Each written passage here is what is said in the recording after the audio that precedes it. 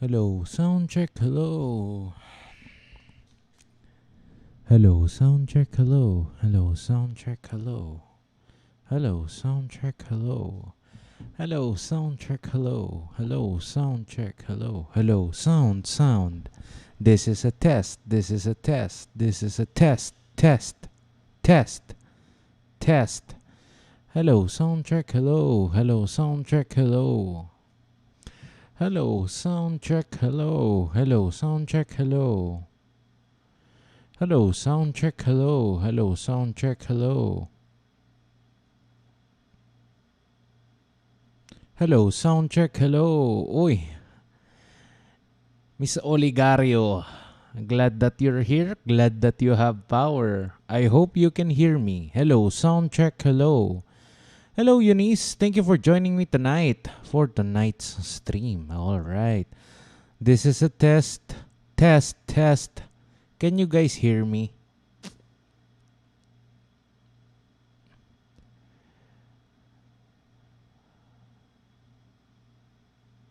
Hello, sound check, hello. Hello, sound check, hello.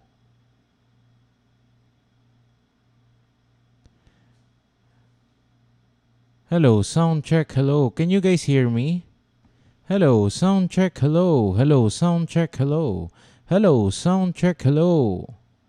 Hello, sound check, hello. Can you guys hear me? Hello, sound check, hello. Yes, thank you at may sumagot din. Naglolo ko na naman ng OBS. It appears that I can't hear myself. Sige. Thank you, GB, for being here. Hello, Eunice. Lynn, maraming salamat at nandito ka. Alexandria, I think you're new here. Welcome to tonight's live stream. Ayan. Fermi, thank you. Bench, hello. Yes, thank you, Miss Chua. Maraming salamat at naririnig nyo ko. For the 3 people who are on this live stream, maybe 4. Miss Paraiso, salamat, nandito ka, good evening. Raymond Sumongsong, salamat. Larissa, good evening. Still tweaking my audio. I thank you, Star Divine Grace. Dala ka ng lapis at papel. Papel at ang yung paboritong panulat. Medyo, hello Hila. Glad that you could make it. Huwag mong tatapusin ang stream na to. Matulog ng maaga. Hello Ryan, thank you for being here. Derek, thank you. Sige. Glad that you all could make it to tonight's stream. And this is something, Bench, Ashley, Pedregal. Bago pala kayo. Kaka-start lang ng semester nyong, swerte nyo naman. Haba naman ng inyong bakasyon. Hello Miguel. Thank you at nandito ka. Hello Jeffrey. Sige. Cursive. Naku, sasagot na ba tayo ng tanong? Okay ang cursive, kapatid. Kasi it's the more efficient way of transferring ink to paper. Kaya recommended ko siya. Lee Johnson, maraming salamat bro at nandito ka. Hello, soundcheck, hello. Derek, good luck sa iyong exam, kapatid. Ang stream last Friday was how to prepare for your midterm exam. Sana napanood mo at sana makatulong. Thank you. Thank you at nandito kayo.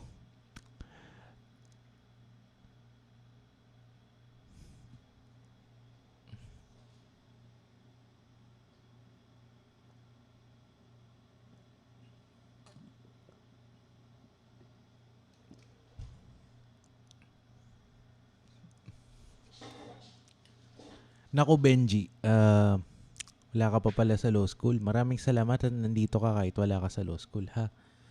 Mamaya, mayroon tayong announcement para sa iyo. Sige. Hello, Sarah. Thank you. Jeffrey, maraming salamat.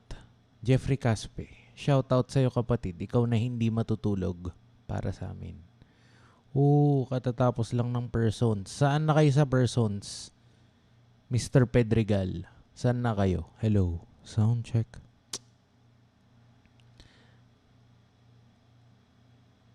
Hello, sound check. Hello. Loud and clear ba? Something's terribly wrong with my audio, at least from my end. Hello, sound check. Cream ang first subject sa prelims. Good luck, Lara May. Sana napanood mo yung stream from last week.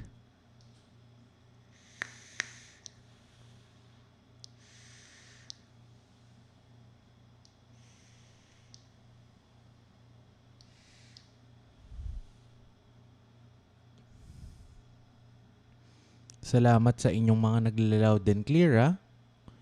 Kasi it's not clear from my end. I don't know what's wrong. Excuse me. Yes. Miss Oligario. I hope all is well where you're from. I was listening to the Friendly Neighborhood man at 3 p.m.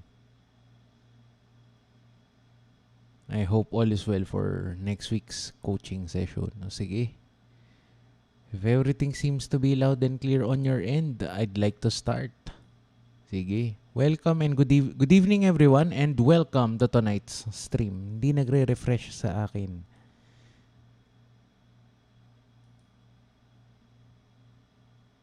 PowerPoint na ba sa inyo ang nakikita nyo? Parang not yet a PowerPoint on my end. I don't know what's wrong. OBS, come on. Keep up. Hello. Try to keep up. PowerPoint na ba nakikita nyo? Yes, thank you. Good evening. This episode is dedicated to the in loving memory of the man, the myth, and the legend, si Professor Ruben Balani. He has been a positive influence on me and my approach with civil law. I'm always thankful for his influence. Siya kasi kapatid, his eyesight failed early on. I'm sure sa mga naging estudyante niya, alam nyo to. His eyesight failed early on. And he used a magnifying glass to make things work. And that's what I love about him, his dedication. Professor Balani, we stand on the shoulders of giants like him. His influence, at least sa mga naging estudyante niya, will never end. Kasi, although you are not my students, although for me, you are my brother and my sisters, my brothers and sisters, ikaw kapatid, sana, maipasa ko sa'yo kung ano ang mga bagay-bagay na natutunan ko sa kanya. Sige, maraming salamat kapatid.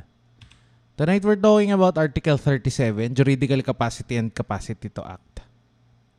It's a whole new chapter sa persons. Tawid na tayo.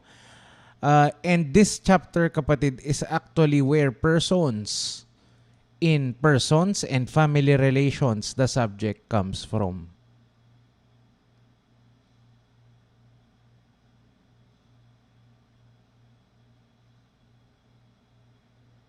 Sige. Maraming salamat kapatid ha. Salamat sa samahan mo ako dito. It's gonna be a tough lecture. Kasi I feel somehow unworthy that I'm sharing these lessons I've learned from the man himself. Si Professor Balani. You may not read his books or listen to his lectures, but I assure you, from time to time, his work shines through what I'm going to share with you. So yeah. Maraming salamat. Sige. Brand new lesson. We're moving to a new chapter. Persons and family relations. Dito na nanggagaling ang persons. Sige, shoutouts. Let's do shoutouts first. For those of you watching on replay. Okay, pwede nyo na tong laktawan. Shoutouts, syempre, kay Miss Sheila Rivera, kay Hila Estos, Miss Oligario, and everyone else who give me the strength to continue even when I'm not feeling well. So, thank you. Thank you kay Jerilyn Amandoron at kay Alexandria na bago sa ating live stream. Mr. Canoso, Mr. Putungan from batch 1 ng ating Mac classes. I hope you're doing well in all of your exams. Yes, and I love you back. Okay. GB has written something technical that I cannot read. I only know one phrase and I cannot say it on a live stream. Sige. Naku, salamat Jeffrey Caspeha. Sana kaya parang paano ba? Basta influential sa akin ang gawa ni Atty. Balani. For the longest time, hinahanap ko siya. Pag nagkikita kami, iba-iba ang pakiramdam. Sa pedestal ni Professor Balani, iisa lang ang katabi niya. Si Justice Pronove. I'm sure you've heard of him. Si Justice Pronove, whom I may never look upon. Justice Pronove, wherever you are, although I may not look at you, touch you, feel you, or to a certain extent, taste you, you will always be a positive influence in my life. Si Justice Pronove. Yan. Sige. Next week pa pala ang exam. Sige. Salamat at first time makinig ni Arvin. Feliza, salamat. Shoutouts daw sa'yo, syempre. Thank you, Hila. I hope you feel better soon, kapatid. Anyone here? Parang ang downer masyado ng ating stream. Sorry guys, affected kasi ako na wala na si Professor Balani. Dami nating professors na nawala ngayong panahon ng pandemic. And to a certain extent, I feel that there's a void now. There's a vacuum in the greater body that is the law. I hope you agree with me. I hope I'm making sense, ha? Kasi when you look at it, it started when we lost Dean Riano, ang haligi ng remedial law. There was a power vacuum. So many authors came out with their books when he passed away. And still, no one has come quite close to what he brings to the table. Tapos, you have Father B, who also passed away, I think this summer. Tapos, we also lost Judge Serrano.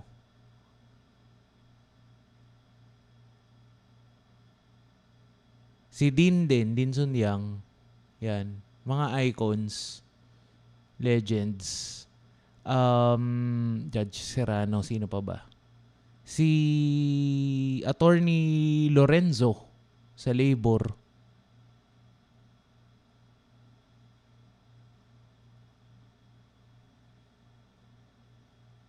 Yeah, parang there's now a gap in the greater body that is the law.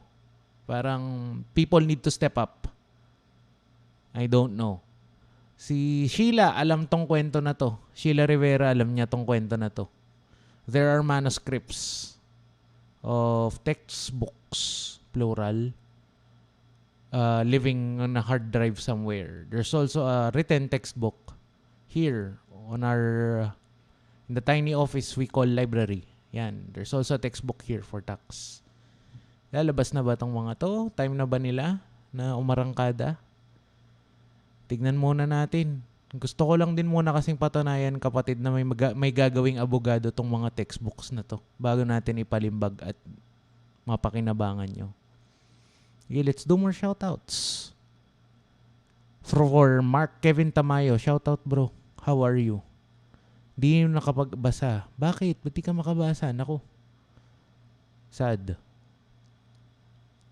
Jill Sahidin, inabot mo ba si Professor Balani? Siya ay pumanaw na late last night. Infinity textbooks, nako. Inililihim pa natin sila. Good evening, Noreen. Welcome to tonight's stream. Ruel, maraming salamat. Okay. Anyone here who is not yet in law school? Sino na nga ba yung binati ko kaninang wala pa sa law school? Ako. Kaspe, are you in law school? Parang hindi pa. Anyway. Shameless self-promotion muna tayo. I'm gonna promote the Law School Bootcamp. Welcome. So the Law School Bootcamp happening this 25th of October. hanggang 31. If you've ever been to one of the mock classes, sa mock class kasi guys, you spend 4 hours, maybe 5 hours with me. Pero sa law school bootcamp, you'll be experiencing law school in its purest, rawest form. Yan. Dito tayo, magkakaalaman.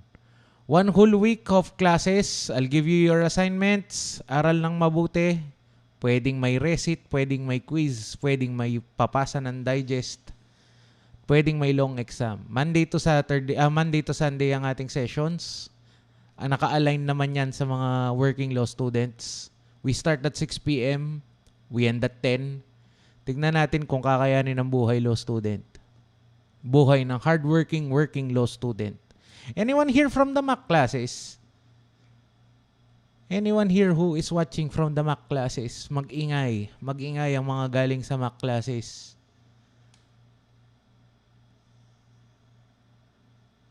Mag-ingay ang galing sa mga mock classes. I've spent 5 hours with them. Tapos, sa inyong recit, quiz, or digest, I'll give you honest feedback. Brutally honest feedback.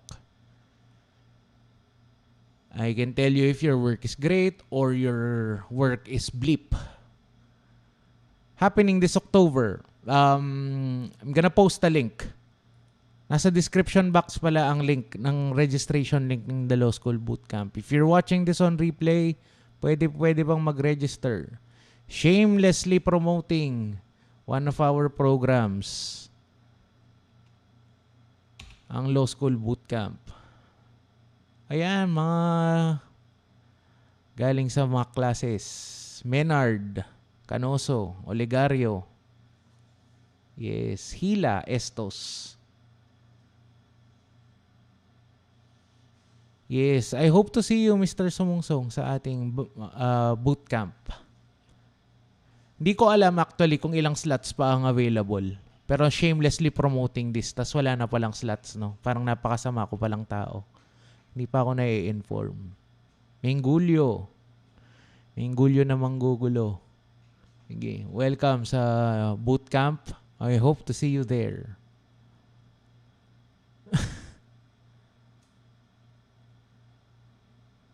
Sige. Oh, Mr. Ascari from Batch 5. Sige. Thank you. That's it for our shameless promotions. Let's do Article 37. Article 37. Ano nakasulat sa Article 37? Anyone watching with a copy of their caudal? Hirap din na mag-stream ng ganito no? Walang live studio audience. Parang ang sarap na lang din siguro kung face-to-face classes and I have a whiteboard in front of me. Pwede ko kayong tawagin. Not really to recite, but more on to help me along with the discussion. Hello, Sparrow. O, Canoso daw. What is Article 37? Ano ba yan? Command T, Google. Article 37 ng Civil Code. Yes, magiging bidal ng bootcamp si Miss Mengulyo. Yan, Hila. For the win. Juridical capacity, which is the fitness to be the subject of legal relations, is inherent in every natural person and is lost only through death. Capacity to act, which is the power to do acts with legal effects, is acquired and may be lost.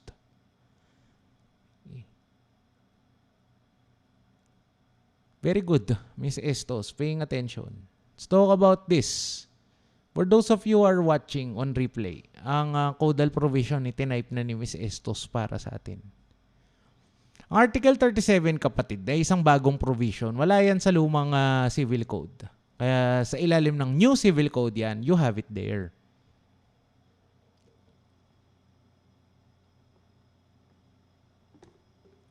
Based sa aking binasa, from our reading of this provision, 3 concepts immediately jump out at me. Una na dyan, syempre, ang dapat nating matutunan mula sa provision na ito. Juridical capacity and capacity to act. Dalawang bagay. Let's start this very short discussion, kapatid, Sa third concept na nag-stand out sa akin, natural persons. Who are natural persons? Anyone? Nakakamiss din talaga sa classroom. Panigurado may lumipad ng kamay. Yung volunteer na. Who is a natural person?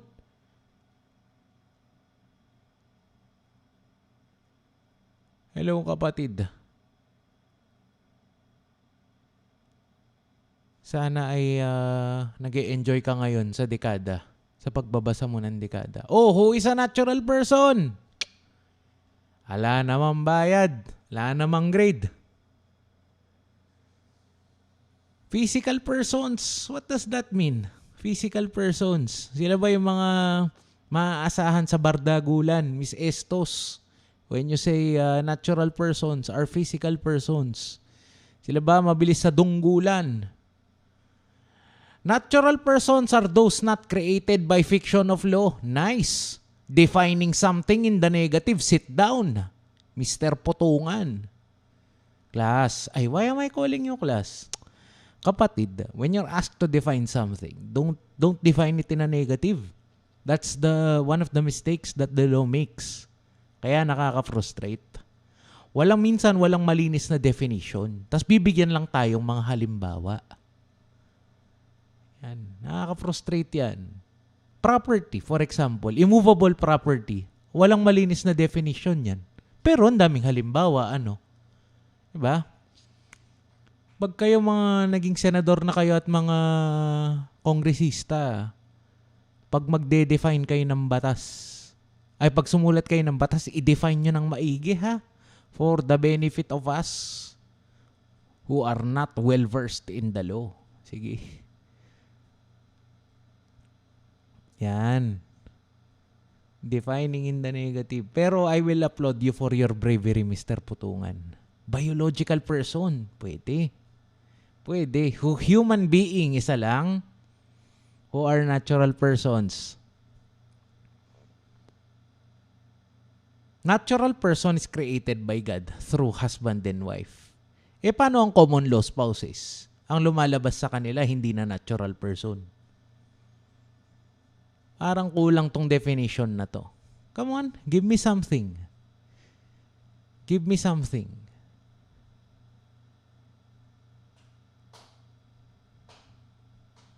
Wala. Anyone? Kanuso.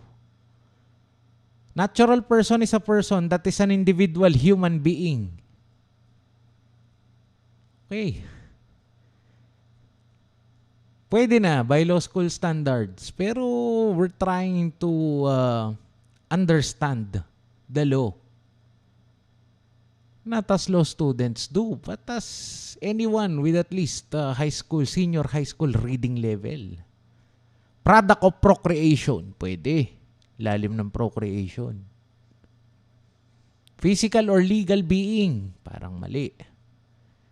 Product of copulation. Pwede. Natural human beings with rights and responsibilities under the law. Tangential. Tangential definition. Pero ilalaban natin yan. Okay. Who are natural persons? Nako. Natural persons, this is a concept we have discussed in previous lessons. Natural persons are human beings like you and me. Sa akda ni Justice Paras, pasok daw sa konsepto ng natural persons ang lahat ng mga taong nilalang ng Diyos sa tulong at sa pamamagitan ng ating mga magulang.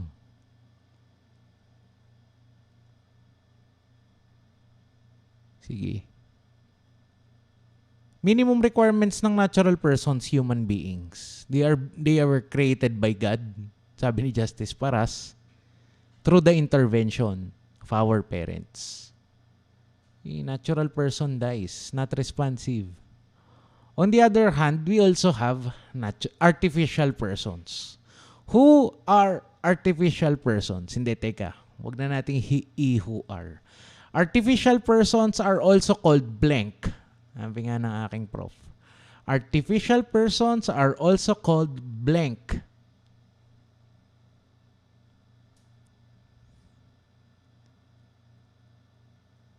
Juridical person, pwede. Artificial persons are also called juridical persons, plural. They are not human beings. Sila ay tinuturing na person sa ating batas by legal fiction. Dahil meron silang katangian, kakayahan, at kakanyahan na tulad ng mga natural persons. What's the big difference between a natural person and an artificial person? It's the big difference.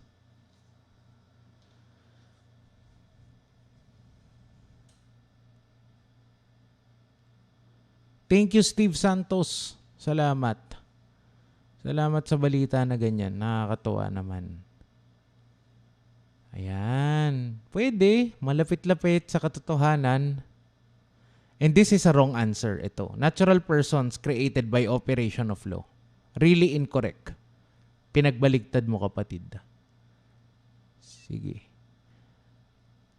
SEC lang ba ang source ng ating artificial persons? Galing lang ba lahat sila sa SEC?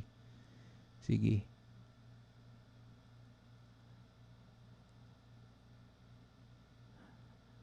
Natural person lang ba ang may capacity to act, Mr. Ascari? It's the big difference. Natural persons owe their existence through the process of conception, meaning a sperm cell and an egg cell met at some point and they produced another human being. Troll ang professor ko sa persons kasi may sumagot sa amin ng definition ni Justice Paras. Created by God daw through the intervention of parents.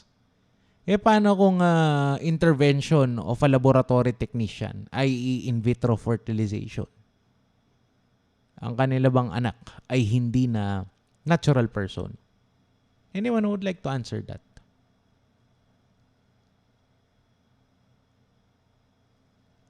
Kung in vitro fertilization ang ginamit na means of conception, hindi na ba siya natural person? Paano kung kinloan? Paano kung katulad sa Gemini Man na kinloan si Will Smith? Natural person kaya siya? O artificial person na?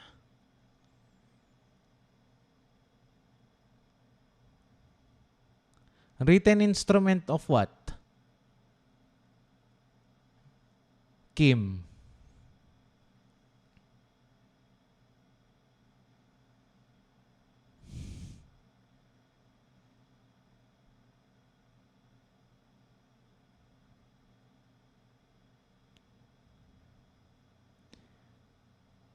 Ano na? Kapag daw yung clone or in vitro fertilized ang fertilization ng process of conception, hindi na ba natural person yun? Why? Tricks. Sagot. Sabi mo natural person pa rin. No basis.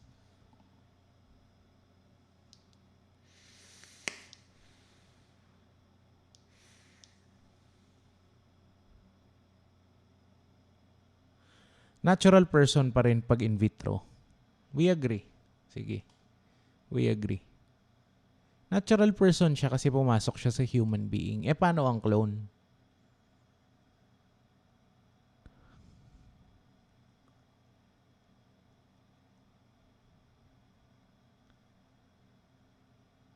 Oh, maganda to Basta may heartbeat daw.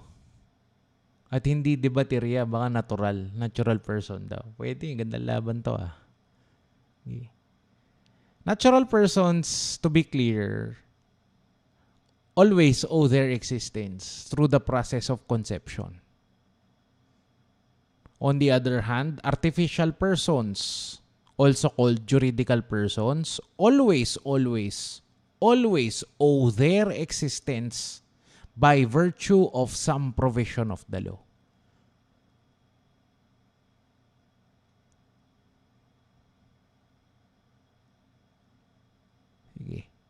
Halimbawa, the City of Manila is an artificial person. The City of Manila can buy property from private persons that they can use to build hospitals, clinics, or quarantine facilities.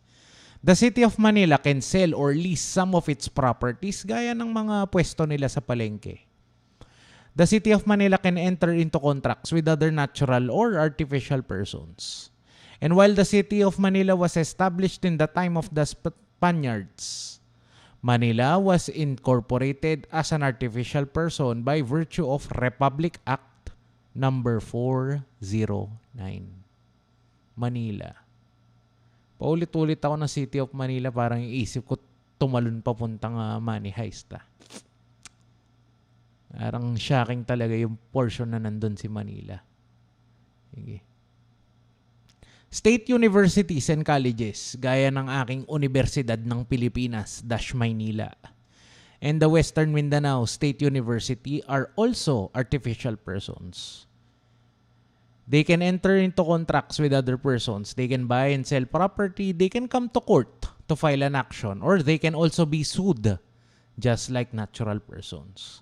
However, unlike natural persons, they owe their existence not because of the process of the fertilization of the egg cell by the sperm cell, but because of some specific provision of the law. Sige. 8292 daw. Kayo na mag-fact check dyan. WEMSU. Parang hindi eh. 8292 did not establish WEMSU. No. Oo, as far as I recall ha. I think 8292 is the act strengthening, expanding lang to. Sige. Pa-notice with vid. Hello, notice. Hindi ko gets talaga kapag may nagpapa-notice.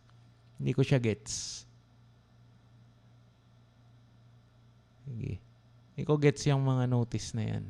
Ang gusto mo, notice to explain, notice to dismiss. Ang gusto mong notice ang gusto mo. Okay. Where are you watching from? Sige nga.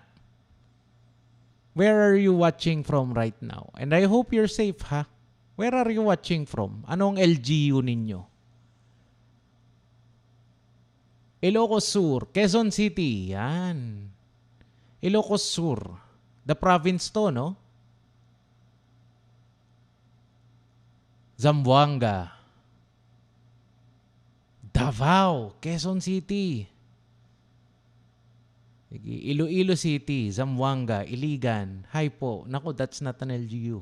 Hello, Rachel. Zamboanga, Cebu. Napaka-diverse naman. Cainta, Bulacan. General Trias, Tacloban. Macari. Digos, Apir. 327 to ba ang WEMSU? Hindi eh. Paninindigan ko na ang 3272, isa strengthening lang ang WEMSU. Kabanatuan, Davao, Binangonan, Nueva Vizcaya, QC, Apir, Mapips Mahomies from QC, Puerto Princesa, Pangasinan, yan. Surigao del Sur. Teka, basahin ko mamaya yung 3272 nyo.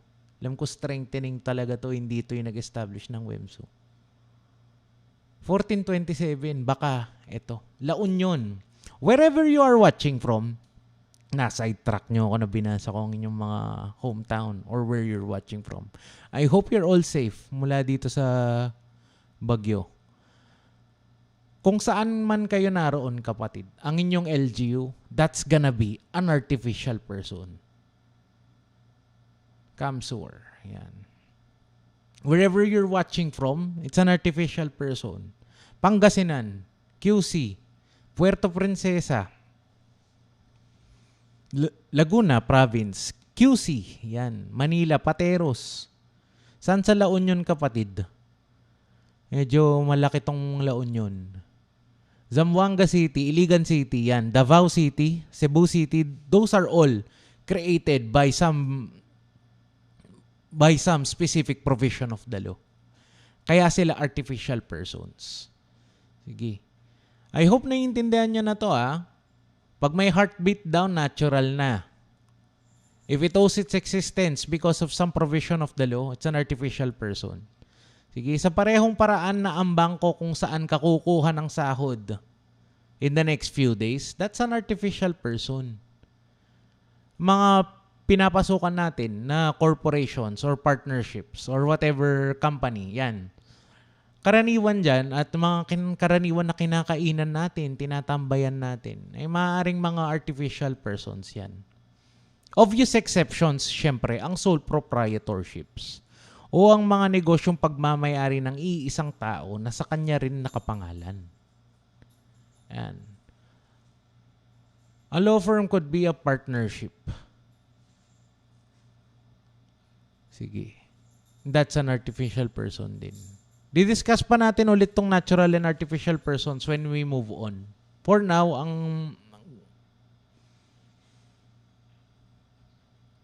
what I want you to take away is this. Artificial persons and natural persons. When a natural person dies, his or her, ano tong OPC? Sige. Magandang tanong tong OPC na to. What's an OPC? Sige. Natural ba yan o artificial? What's an OPC?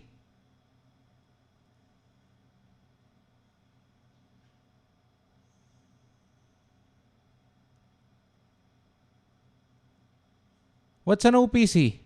Is it a natural person or an artificial person? Does it have a heartbeat? Let's call it the si Ryan. Nasaan ka na, Ryan? Nanonood ka pa ba? Si Ryan Samungsong. Let's call it the Ryan Samungsong doctrine. Pag may heartbeat. May heartbeat ba to? The test of a natural person. Sige. OPC. Ano yan? Artificial ba yan? May heartbeat ba yan? O wala? Artificial ba siya o natural? In vitro fertilization, definitely, natural person pa rin yan. One person corporation, artificial person pa rin yan. Hindi siya katulad ng sole proprietorship. Raymond pala, sorry. Raymond Samungsong. Raymond Sumungsong. Sorry for mispronouncing your name, ha. Late kasi nasulat eh. Raymond Sumungsong Doctrine. The test, sabi niya. Kay Justice Sumungsong. The test of a natural person is it in its heartbeat. If it has a heartbeat, it's a natural person. If it has a battery, it's an artificial person. Okay. Yan na ang ating test. If I ever rewrite a textbook on persons, lalagay ko yan. Shout out sa Mr. Sumungsong. The battery test. Sige. One person corporation, correct. Sole proprietorship. Bakit siya exception? I know unfair question to, ha. Tatanungin ko dito mga second year. Bakit? Etong sole proprietorship, for purposes, Menard, kau sumagot. Huwag mo kang pinaglololo ko dyan. Where are you? Mga team CPA dyan. Mingulyo, where are you?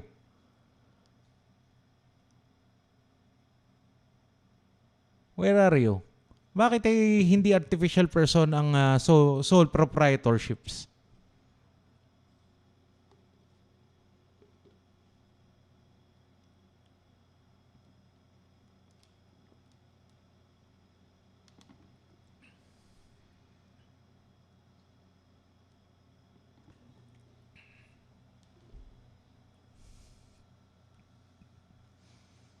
Yung mga sole proprietorship, hindi ba yan pinag-uusapan sa kalokohan that is grad school?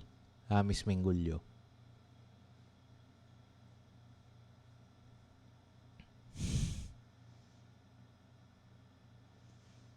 Sige.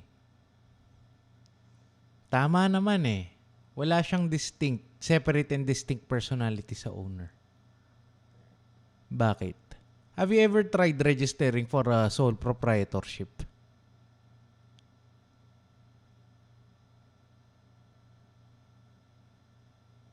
Practical na to, ha. Bakit hindi? Tama yung basis, tama yung mga sagot nyo. Walang separate and distinct personality ang sole proprietorship. Pero why? Unincorporated. Ha? Wala. Have you tried? Anyone here who has tried? Yes. Kasi sa lahat ng pipirmahan, fifilapan mong forms. Mula barangay hanggang DTI. Iisa ang pangalan. Yes. Walang mamaya. Let's go back to this. Sole proprietorship. Importante lang right now, tandaan nyo na lang na exemption siya. Unless meron mas matalinong sagot dito. Hintay tayo.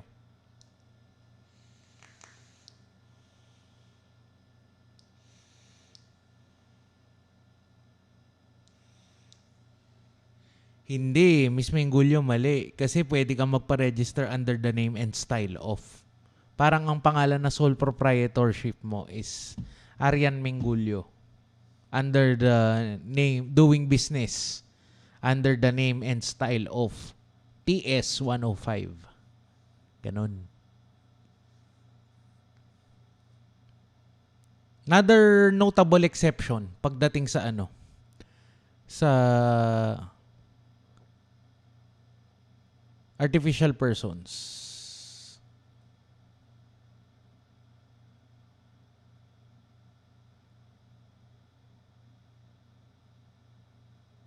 Malapit na to. The Taxter. The Tat. Ang hirap basahin ng pangalan mo, bro. May pangalan ka ba? Can you give me your name so I can address you properly? Okay. Notable exception. Corporation by Estopel. Next topic yan. Yes.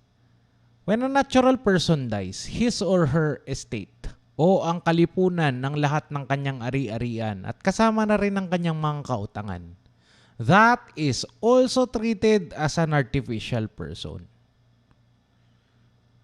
What do you call this? Paul Santiago, thank you, bro.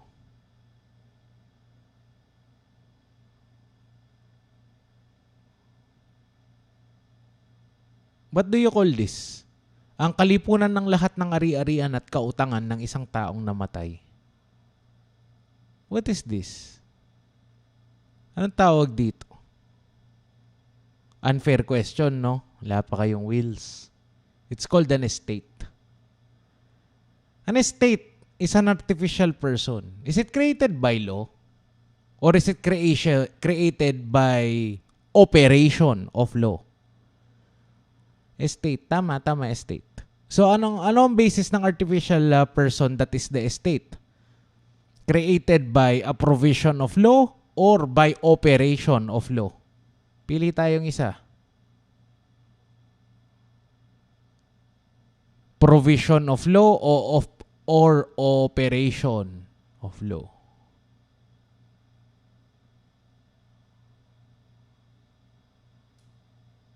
Operation or provision? Pili tayong isa. Created by operation of law. Very good.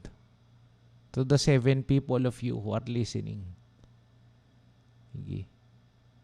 777. Yan ang isa sa mga must memorize. Kasi ilang words lang siya. Kahiyaan na lang. Hindi ka pwedeng matapos ng law school nang hindi nakakasaulo kahit isa sa zip code. Piliin mo na ang 777. Sige. The estate as an artificial person has rights too. Its property cannot be taken away without due process of the law. The estate can pursue its rights against people who may have owed the decedent money prior to his or her death. That money, if any, if and when it is collected, belongs to the estate, the artificial person. That is the estate. From these two concepts, kapatid, natural person and artificial person or juridical persons, kaya tayo may subject na kung tawagin ay persons and family relations.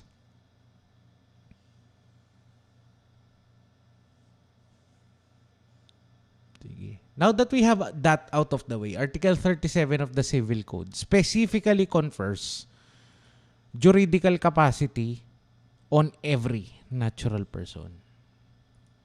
Ay, tapos na to, no? Kinds of persons. Juridical capacity versus capacity to act. Diyan na tayo.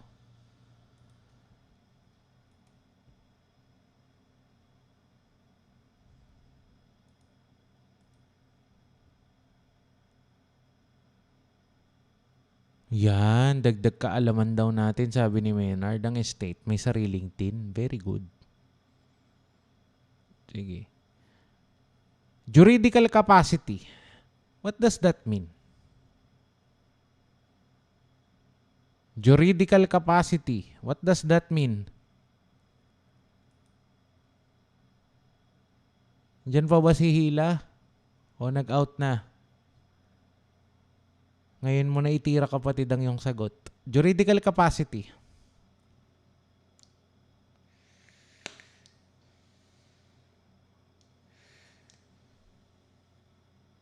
It is the fitness to be the subject of legal relations. The capacity to be the subject of legal relations. Sige. Ano to sa Kastila? Parang tanda ko, may isang author eh. Hindi ko alam kung si Justice Paras ba o si Dean Albano. Sinulat pa niya sa libro yung Spanish version nito. Oligario, translate this into Spanish.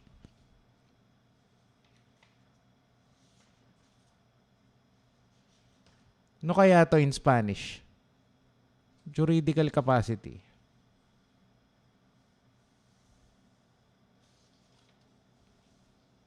Baka kasi tanong sa recit nyo bukas eh. Ano ba tong, what's another name for juridical capacity? Oh, moonshine. Nabuhay. Back from the depths. Whence you came from. Kapasidad juridika. Very good. It's beautiful. Kapasidad juridika. It's very beautiful. Sige. Kapasidad juridika is inherent in all natural persons. Ibig sabihin, dahil ikaw ay sinilang sa mundong ito, ikaw ay mayroong juridical capacity. Mawawala lang ito kung ikaw ay pumanaw na. Meron at meron kang juridical capacity kahit ikaw ay walang capacity to act. Wow, nakapag-PC upgrades ka na. Kwentuhan mo ko mamaya. Ano ba dinagdag mo dyan? Capacity to act. What is that? Ano tong capacity to act? At ano siya sa Kastila? Capacity to act. The power to do acts with legal effect.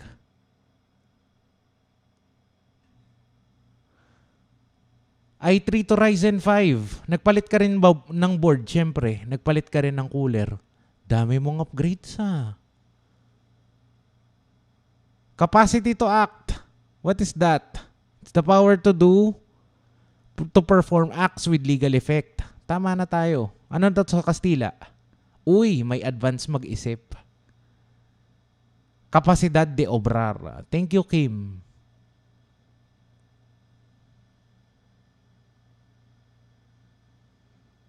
Ano kaya itong kapasidad para aktuar? Kanino galing to?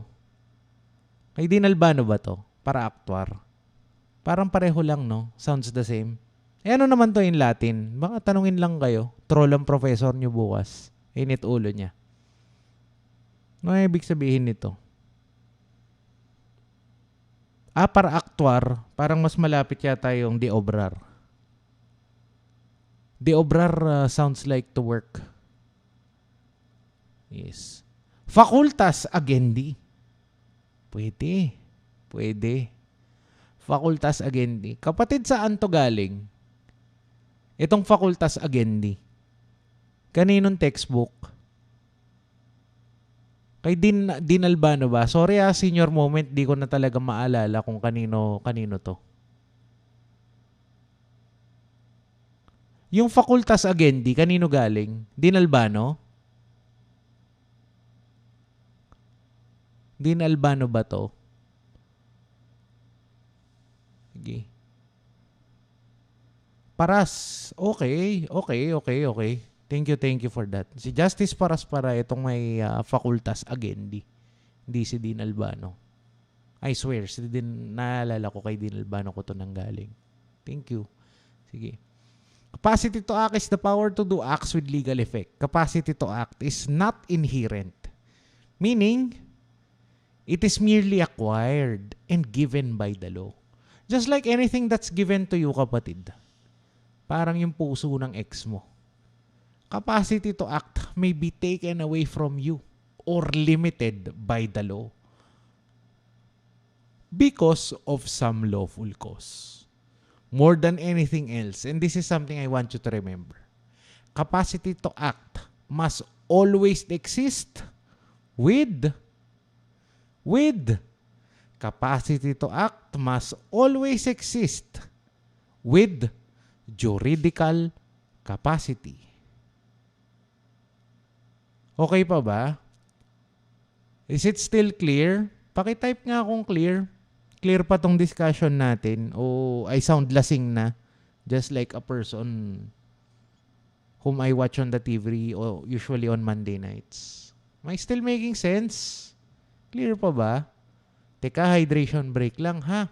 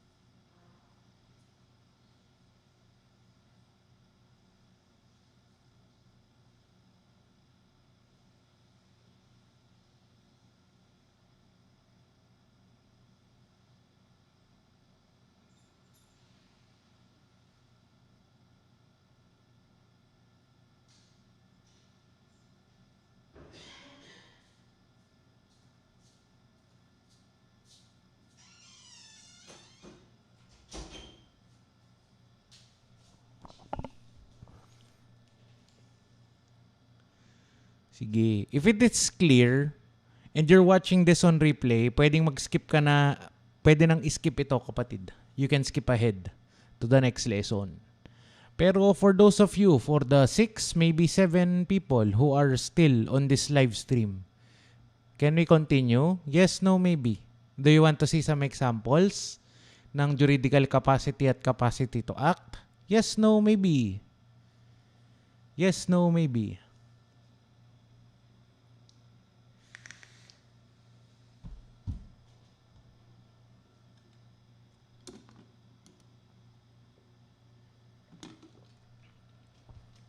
Sige.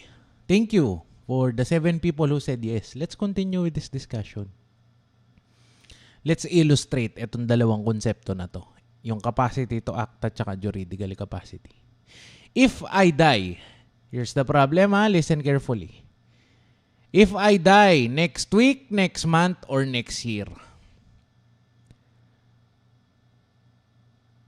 If I die next week, ang weird na nakakabasa pa ako ng yes. At sinasabi ko na if I die next week, next month, or next year, parang yes, die. If I die next week, next month, or next year, there is one property that I would like to bequeath upon my children. Meaning, in my last will and testament, there is a provision there kung saan aking ibinibigay ang isang property para sa edukasyon at iba pang mga magiging pangangailangan ng aking mga anak. Bukod syempre sa legitims. So, if I die next week, next month, next year, can my children receive this property?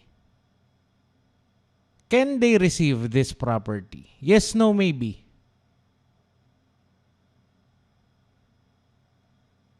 Yes, no, maybe. If I die next week, next month, next year, will my children receive this property? Yes, no, maybe. Jane Holly Garcia says yes. Yes pa rin. Again, ang weird na naman ng feeling, no? Kasi nasa isip ko if I die next week, next month, next year. Tas yes. Primary heirs. Kinwalify ko na to. Sabi ko, bukod syempre sa legitims. Due process. Hindi man tangential o ligaryo eh. Yung araw mo parang binubuhat palayo sa konsepto. Okay. Pwede ba nila itong matanggap? Yes, pwede. By virtue of being born alive, they have juridical capacity. They have the juridical capacity to succeed and to inherit from me. They are natural persons. They have the capacity to be the passive subject of a right. And this right belongs to me. That right is the right of my right to dispose of my property or anything that belongs to me. Okay. Assuming now that they receive the property, puro yes ang inyong sagot. Can they sell it? Can they sell the property? Assuming na na-receive nila yung property, can they sell it? Yes, no, maybe. Can they sell the property? Yes, no, maybe. Can they sell it? Yes, no, maybe. Can they sell it? Yes, no, maybe. Nako. Can they sell it? Can they sell it? Nako. Yes, no, maybe. At puro kayo, yes. Kanoso, give me something brilliant. Chin Kim says, pwede. Yan, as long as they have legal capacity. Not responsive kasi pinapipili ko lang kayo ng yes, no, maybe. Kanoso says not yet. Okay, the answer, kapatid, is it depends. Right now, okay, if I die tomorrow, I only have one child born. She is a minor. As a minor, she does not have the capacity to act. She cannot sell it. Because, why can't she sell it? Ba't hindi niya pwedeng ibenta? She cannot sell it. She cannot sell it because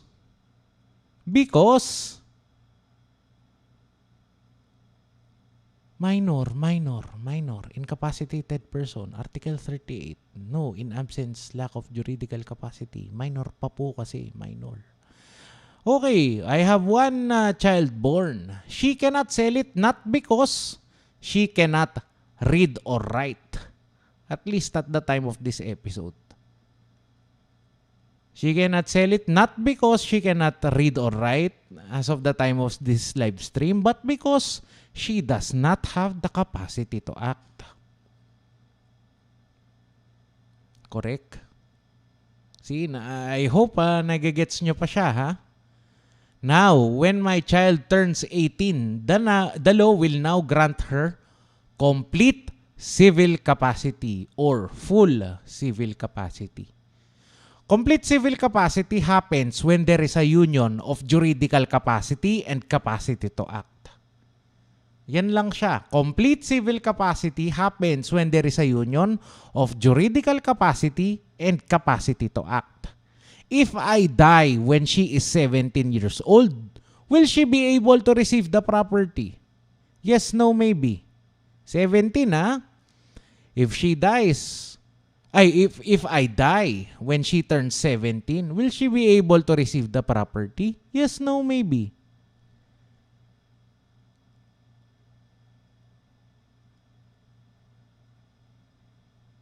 Yes, no, maybe. Bago kita i-shout out, sumagot ka ng tama. Bigyan mo akong tamang sagot. Okay. If I die and she is 17 years old, will she receive the property? The answer, kapatid, is yes. She can receive it. Meron na siyang juridical capacity mula pa nung isiningi lang siya. Can she sell the property to pay for law school, med school, or the kalokohan that is grad school? Can she sell the property to pay for law school? 17 years old pa rin siya, ha? Can she sell? Yes, no, maybe.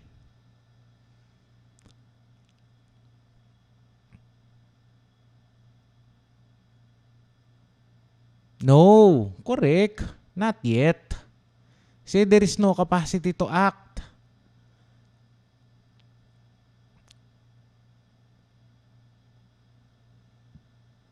She will get full civil capacity or complete civil capacity when she turns 18 years old.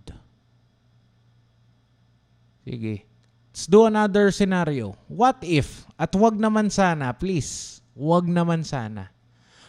Third problem, ha? What if, at wag naman sana, what if by the time I die and my estate is settled? What if wala na rin siya? Will she be able to receive the property?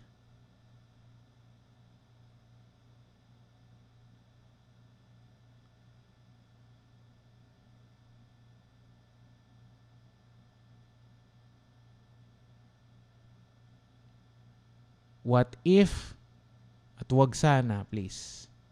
What if by the time I die and my estate is settled, what if wala na rin siya? Will she be able to receive the property? The answer, kapatid, is no.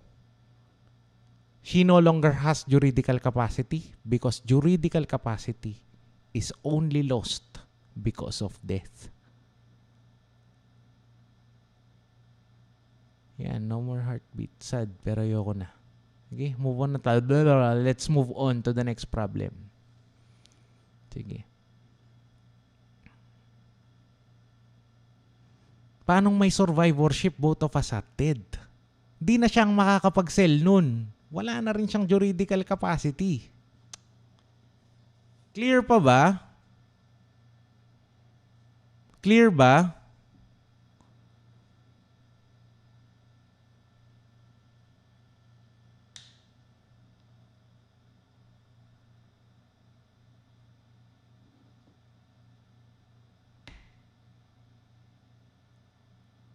Pag may questions ha, turo nyo kung saan, tas let's go back to the discussion. Yeah. If you have questions ha, itanong nyo lang.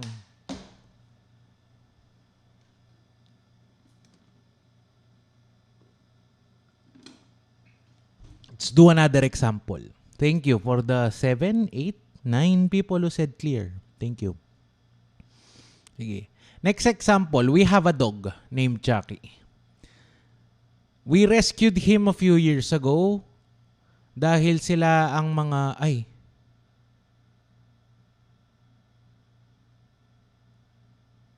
Okay. Paul has a question. Next of kin. Next of kin has nothing to do with the problem. There are no exceptions here. Huwag niyong ipapasok yung discussion on survivorship kasi wala sa problem. Sige, balikan ko to ha. Kasi ang tinatanong, what is being asked in the question?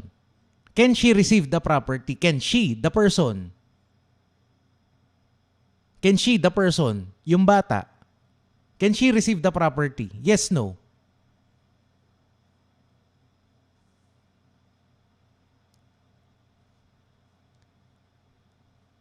Yes, we only have to answer what is being asked. Kasi what is being asked here is whether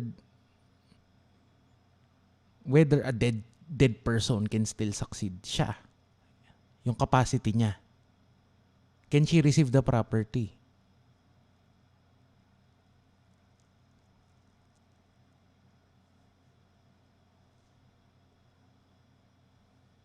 Sige. I hope I'm making sense, ha? Kasi kung essay ito sa law school, ito ang tanong at nagsagot kayo ng survivorship, mali na. You're off topic. You're not being responsive to the problem. Simple lang naman yung tanong eh. Will she be able to receive the property if I am dead and she is dead? I hope I'm making sense, ha? Other questions? Meron pa ba?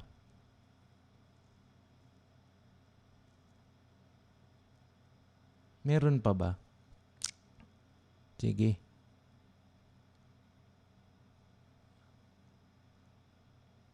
Can I move on to the next problem o anyone else would like to ask? Next example na ba tayo? None? Okay, let's wait for the others. Alam mo naman ang prinsipyo ko dito, no student left behind.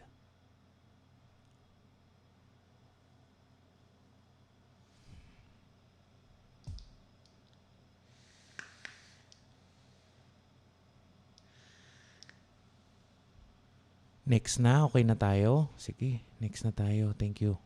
Next example, we have a dog named Chucky. Right now, Chucky is sleeping sa ilalim ng aking desk. We have a dog named Chucky. We rescued him a few years ago kasi sila yung mga tuta na hindi pinapadede ng nanay. Sabi ng neighbor, mamamatay daw sila kung hindi namin kukunin. So, we drove on a Sunday morning to pick up Chucky. We rescued him. We fed him through a bottle. And now he's all grown up. Laki-laki na ni Chuck. He is now currently helping us whenever we rescue other puppies or other dogs. Chucky teaches them how to walk with the human.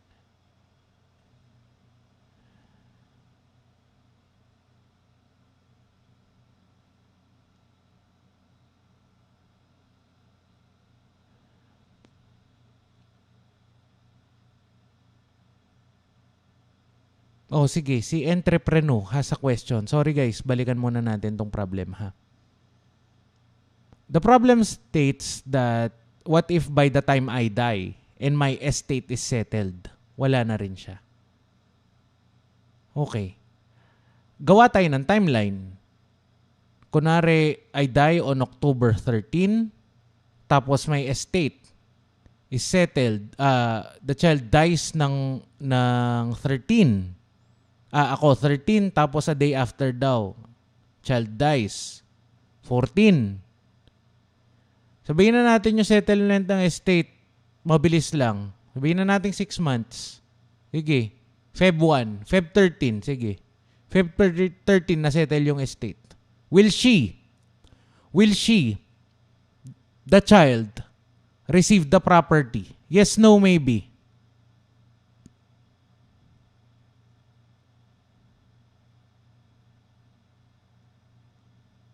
Will she receive the property on Feb 13? Yes, no, maybe. Litin natin yung facts ha. I die October 13. She dies on 14, one day after. Estate is settled. 6 months later, Feb 13. Will she receive the property? Yes, no, maybe.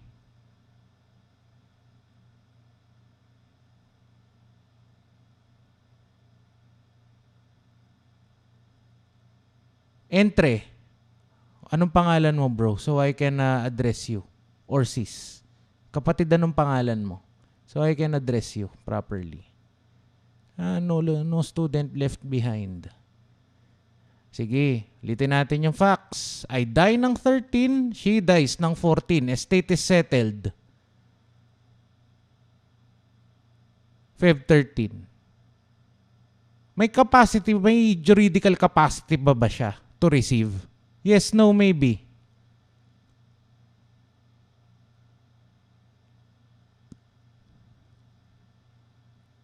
No more juridical capacity. She lost her juridical capacity ng October 14.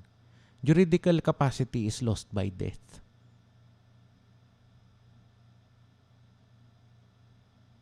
Lost through death. Thank you, Mr. Divine Grace.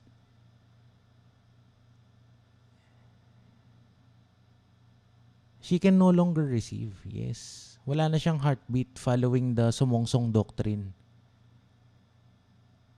Okay. Sige. Clear na tayo. I hope we're clear.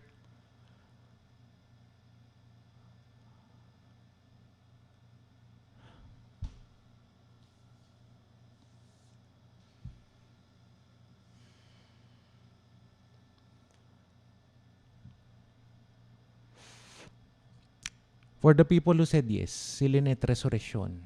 Who else? Grace says, on Feb 13, yes pa rin. Ryan Velasco says yes. The person is dead. The person has no juridical capacity. Huwag niyong i-confuse yung the person with the heartbeat at saka yung estate niya. Ha? Magkaibang nilalang yung mga yan. Alam ko medyo abstract ang persons, pero let's go over your issues. Why did you answer yes?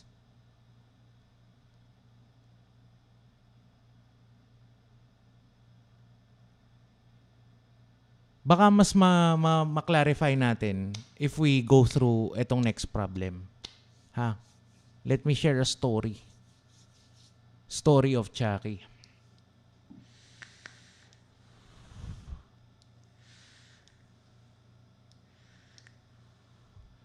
Basta ang malinaw, hindi na niya ma-receive kasi wala na siyang juridical capacity. Huwag niyong i-confuse na pwede niyang ma-inherit pa. Sige. Salamat, Rex. Ayan, si Chucky na. Si Chucky na o game si Chucky na. Let's hear from Chucky. How I wish guys pwede siyang maging drawing para mapanood nyo rin siya. Chucky is a very good dog. I'm very proud of him. Kasi Chucky helps us rescue other dogs. Si Chucky, when we have rescue puppers or dogs, Chucky teaches them how to walk with a human on a leash. Chucky leads them to pee or poop at 6 a.m. at 6 and at 6 p.m. Like clockwork. Walang exceptions yan. 6 a.m., 6 p.m. Pag mayroon kaming bagong rescue, sinasanay namin na mag-poop yan ng 6 a.m. at 6 p.m. Aspin si Chucky? Yes. Yes, si Chucky ay ang ating local na aso. Si Chucky teaches the other rescued dogs that it's only okay to poop or pee on grass, gravel, or soil. Not necessarily on that in that order. Grass, gravel, soil. Yan lang ang pwedeng dumihan. Chucky also teaches other doggos that doggos can only do their business outside. Sige. Ang pinakamalaking contribution ni Chucky actually is teaching the other dogs how to behave inside a moving vehicle.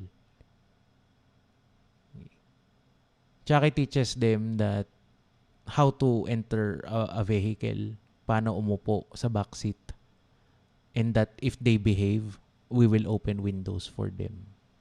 Okay. Medyo mahigpit si Chucky lalo na pagbago yung doggo. Medyo aawayin niya kapag naiihi sa loob ng bahay. Sige. I love my dog, Chucky. He has an envelope where we make regular monthly payments as part of his allowance. May budget si Chuck. Buwan-buwan.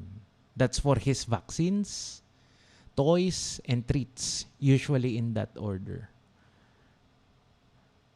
Paminsan-minsan lang, kinukupitan ko yan.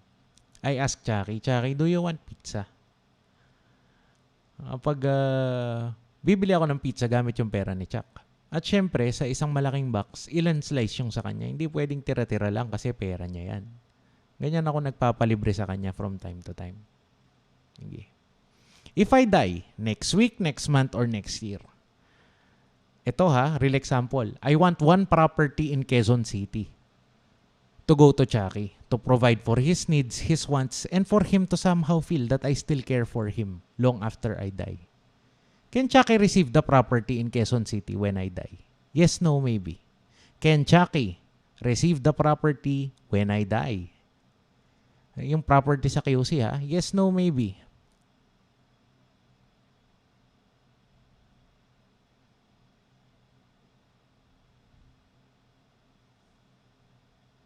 Can Chucky receive the property in QC when I die? Yes, no, maybe.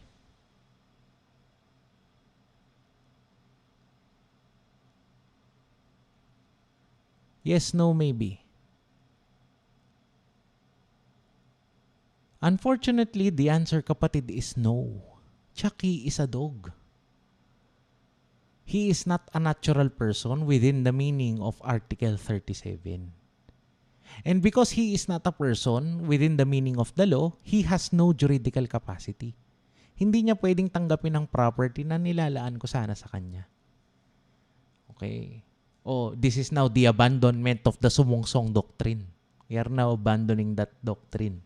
Hindi pala lahat ng may heartbeat ay person.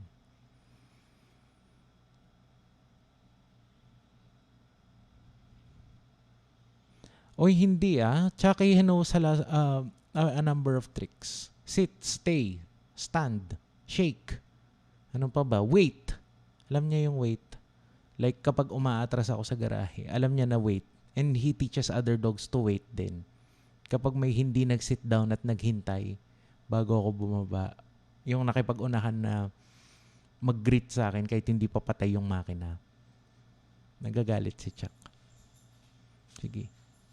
Chuck is not a natural person within the meaning of Article 37 dahil hindi niya ito pwedeng tanggapin. Hindi niya matatanggap yung property sa Quezon City. At wala rin siyang juridical capacity. Therefore, wala rin siyang capacity to act.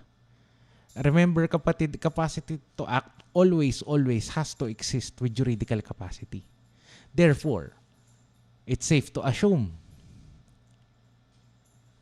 that Chucky can also not sell. Chucky cannot sell the property in Quezon City. Why can he not sell?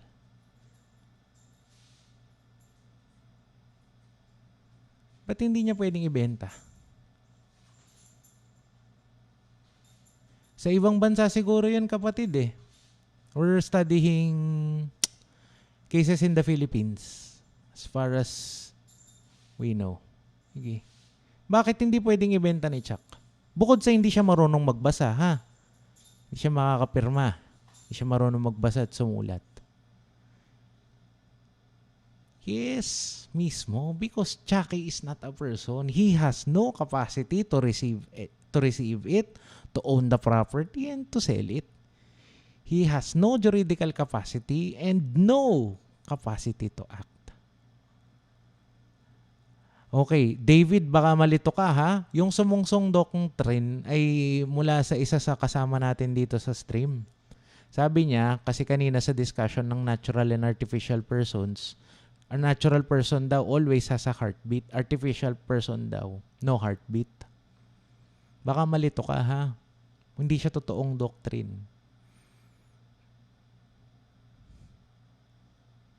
Sige. Baka malito ka, it's not a doctrine. Not abandoning anything real. Sige. Funny naman kung yung sumungsong doctrine.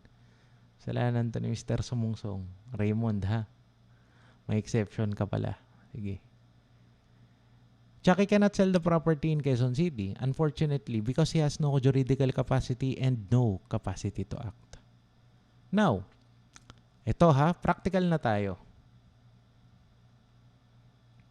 How can I provide for Chucky after I die? Next week, next month, next year. How can I provide for Chucky after I die? Sige. How can I provide for Chucky?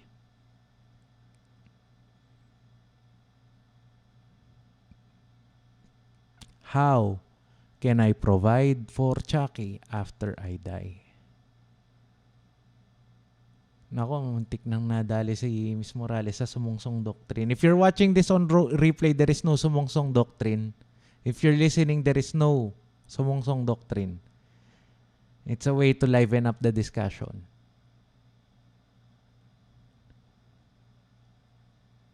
How can I provide for Chucky after I die?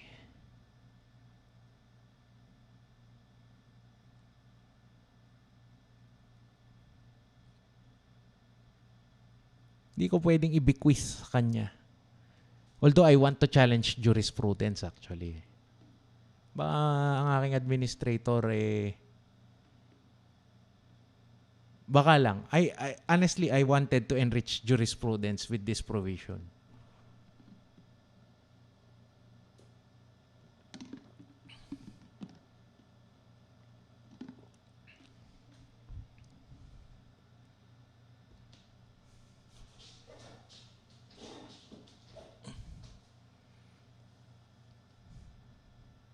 Hindi pwedeng ibigay sa shelter si Chuck.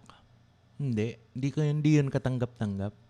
Kahit abo na lang ako, nakremate ako, gahanap ako ng way para multuhin ko yung mga taong nakapaligid kay Chuck. Di ko matatanggap na pupunta siya sa shelter. Trust fund? Pwede. Pizza treat. How can I ask for a pizza treat if I am dead? So, how can I provide for Chucky long after I die? Trust. Pwede.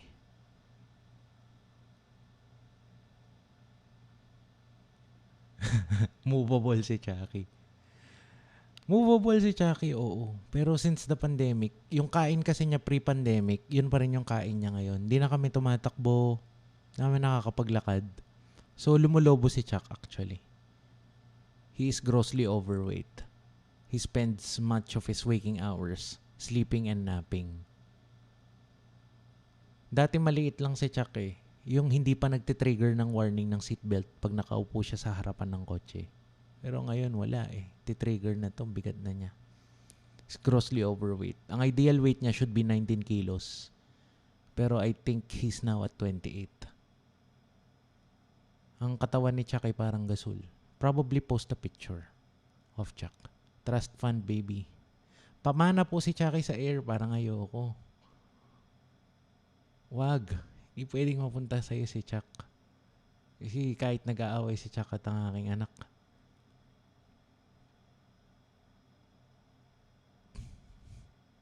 personal property ba si Chucky? Oo.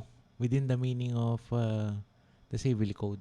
Pero I wanted to enrich jurisprudence. Kasi originally in my last will and testament, ang provision ko talaga, meron siyang legacy.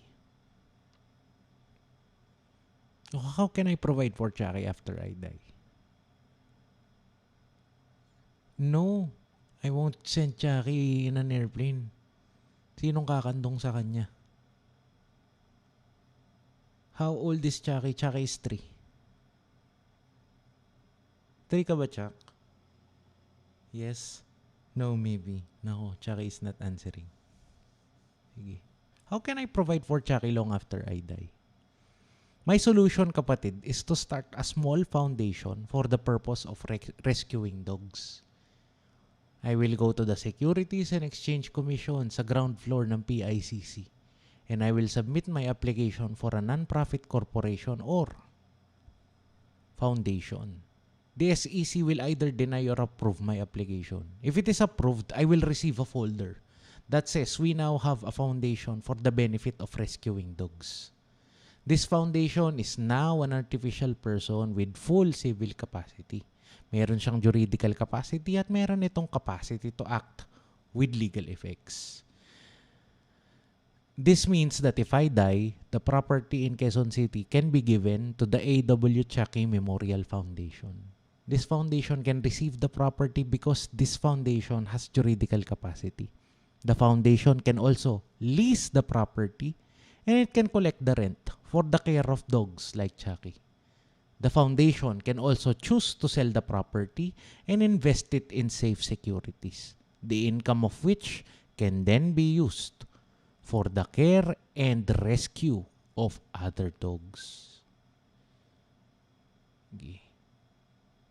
Hope I'm making sense ha? Yung mga kanina na naguguluhan pa. Dun sa konsepto ng walang juridical capacity at walang capacity to act. Ngayon sa isang example na to, Chucky from the start is a dog, is not a person. Pero he has money. Ha?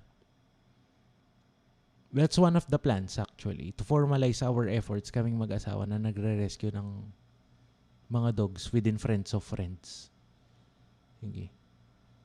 Friends of Friends. Friends of Friends lang din naman ang napupuntahan ng mga nire-rescue naming dogs. We find dogs, we rescue them, we care for them, kinokompleto namin ang vaccines nila. Deworming, we train them. Well, Chucky does most of the training. Then we have this unconditional promise.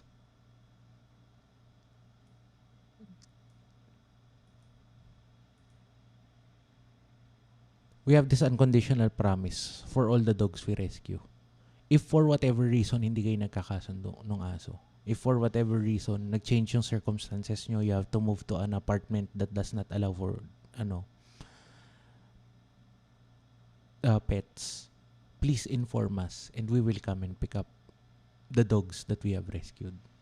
So far, forever homes naman silang lahat. Sorry guys, I'm waxing nostalgic kasi naalala ko lang din yung mga unang na rescue at yung mga recent na rescues. sobrang nakakatuwa rin na nabigyan sila ng magandang buhay. Ito yung mga doggos na marunong naman pagdating sa furniture. Hindi sila sasampa ng sofa without you inviting them. They will hug you if you want hugs. Pero they will approach. Hindi sila yung they have to wait for your signal to embrace them. Parang ganon. Sige. That's how I plan to provide for Chucky. There's a property in QC na pwedeng ilipat sa AW Chucky Memorial Foundation. Okay.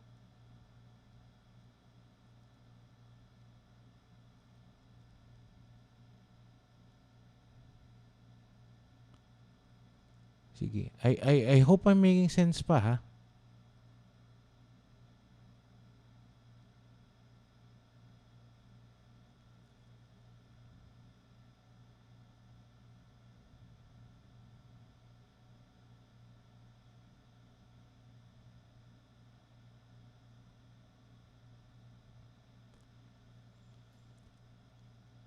Decides, what if the person in charge of the foundation decides to close it? What will happen to Chucky? To the assets left? Naku, si Chucky, wala akong duda, dito pa rin yan sa bahay. Feeling ko ito yung mga aso na tatambay kung saan nyo ikakalat ang aking mga abo. Yun, no doubt. What will happen to Chucky? Chucky will probably remain in our care, or at least the care of our family. Assets left nung foundation, probably your regular process of dissolution. Sige. Other questions sa juridical capacity before we move on? Ako, napakahaba na ba nitong live stream?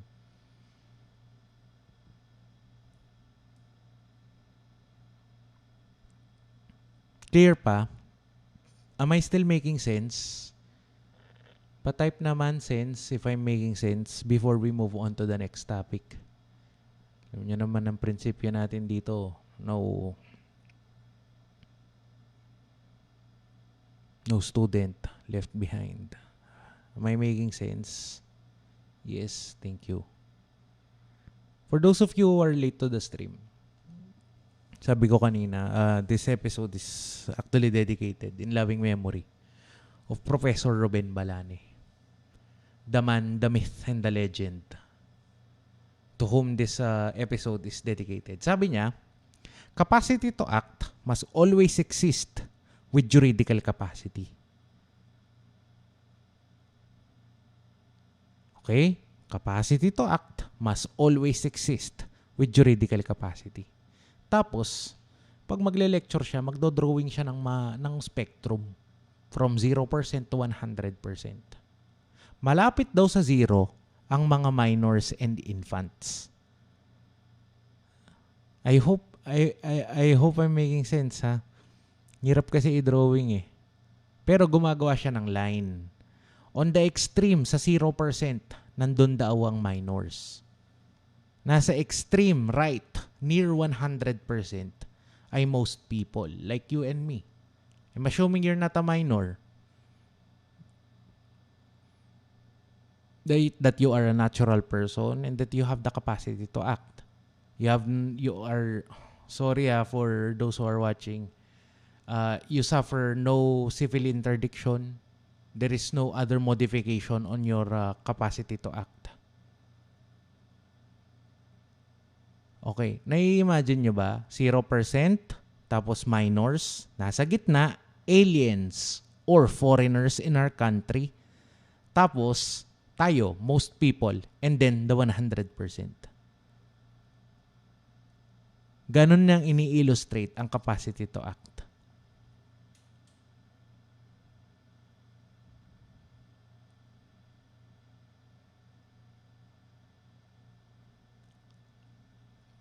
Okay pa?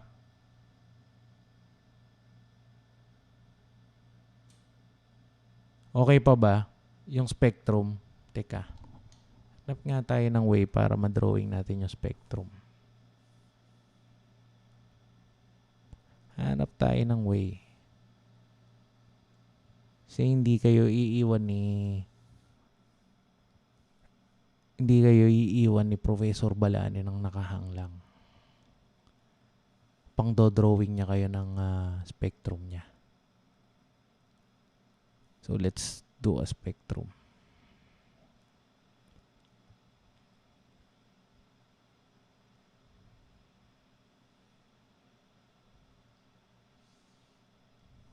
Let's do a spectrum.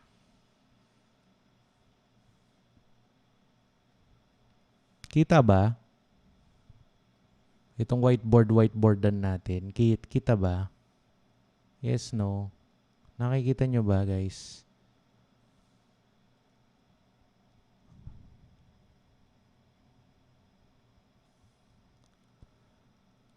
Kita ba? Yes, no? Ako, hirap naman ng ganito.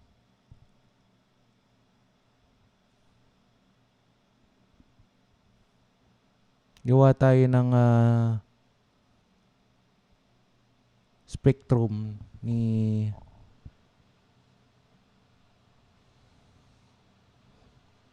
lousy naman ng aking line. It's not a straight line. This is 0%. Hindi ko kayo marinig and that's very tragic for me. And then 100%. Hindi ko kayo marinig. Lungkot naman ng ganito. Hindi nagre-refresh siya sa akin eh. Pero dapat you should be able to see 0% and 100%. Pa-type naman nung yes if you can see yung spectrum.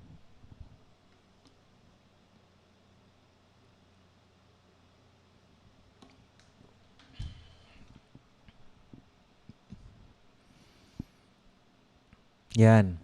Sige, ganito niyang tinuturo to. You have 0% and then 100%. Banda daw dito, let's use a different pen. Just do a different color. Ang mga infants.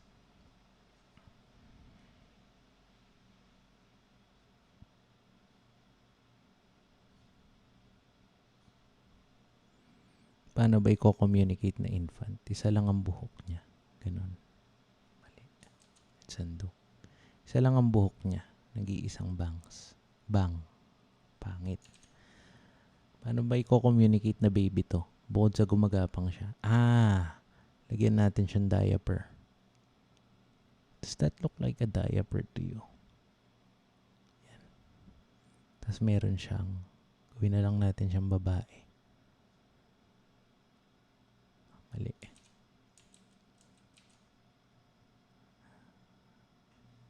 Okay. Now, that does not look like a baby. It looks like a cat. It doesn't look like a baby. Looks like a cat. And that's sad. Let's just call her baby. Para mas ma-visualize nyo. This is a baby ha. For those of you watching on replay, naka-ribbon siya. Hindi to aso o pusa. On the other extreme ng spectrum would be you and me.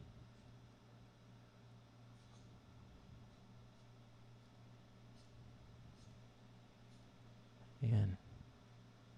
Para kunwari, meron kayo. This is most people. Dito ang kanilang capacity to act. Most people are very near 100%. We'll discuss exceptions. Separate episode. Tapos, bandang gitna, you have aliens. How do I communicate that you are an alien without being racist?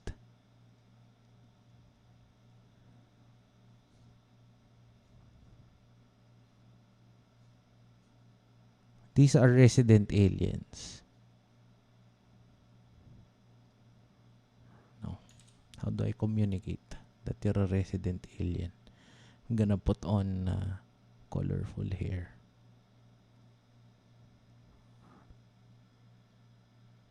Call them foreigners.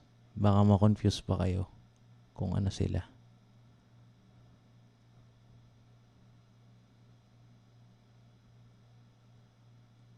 Professor Balani explains it this way. Mas mataas ang capacity to act ng foreigner kesa sa baby. Pero, mas mataas ang juridical capacity natin, tayo ng resident citizens, generally higher than foreigners.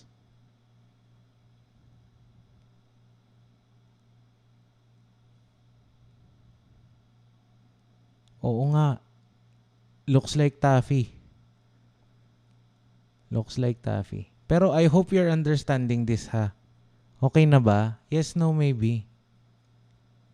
Okay na tayo, kapatid. Naintindihan naman na spectrum, ang existence ng ang juridical capacity exists in a spectrum. There are no absolutes. So, kapag si baby turns 18, Filipino siya, ha? Mag-shift siya, lilipat na siya. When she turns 18, ano ba tong kulay niya? When this baby turns 18, dito siya lilipat. 18 years old. Okay? Okay na. Ha? Nawiwirduhan na ako sa drawing, kaya let's close it. Okay na kayo? Yes? Clear? Clear ba?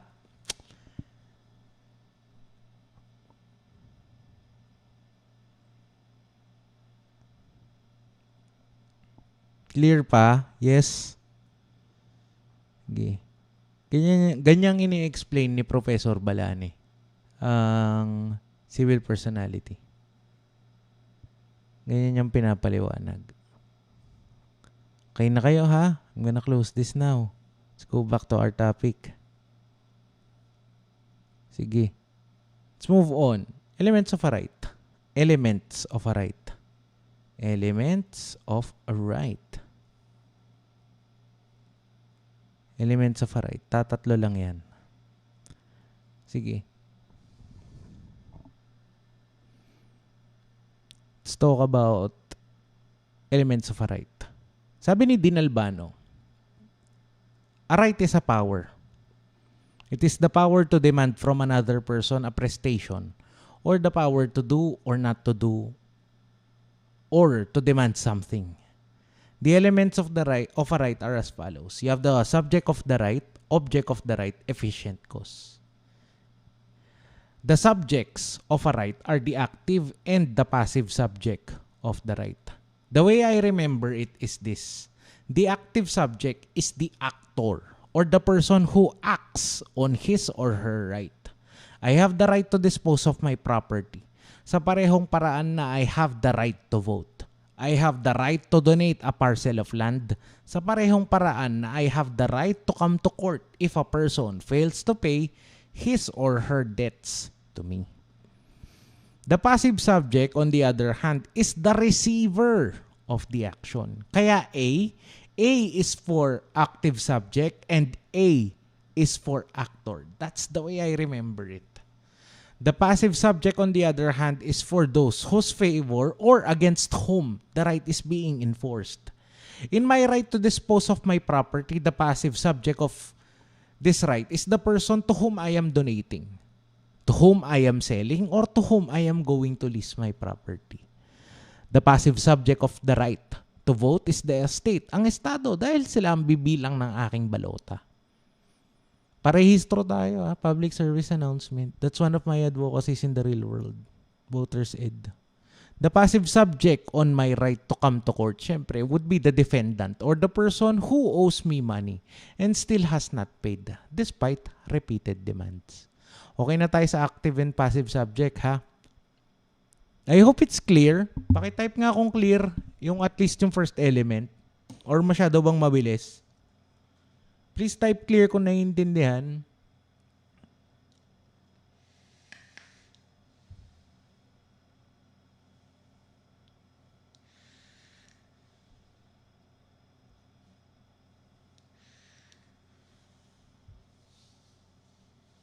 Thank you for the 7 people who think it's clear. Sige. Number 2.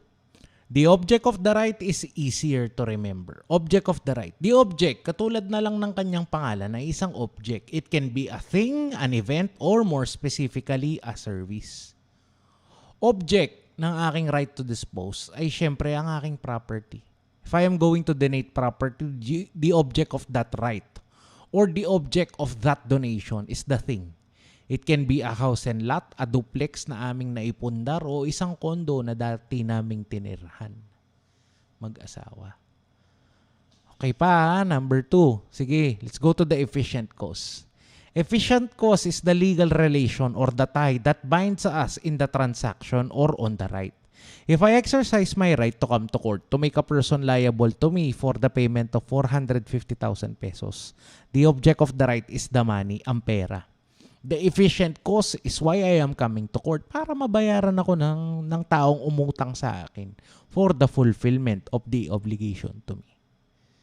Sige. In our previous example, the efficient cause is the donation. I am donating my property for the care of my dog, Chucky.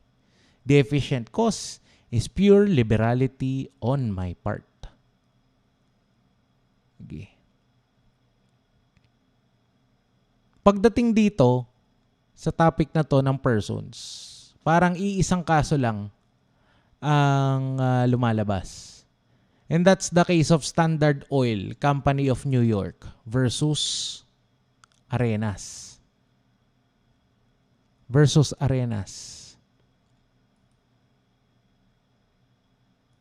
Standard Oil Co. versus Arenas. Isa lang yan. Laging yan lang suki dyan pagdating sa persons.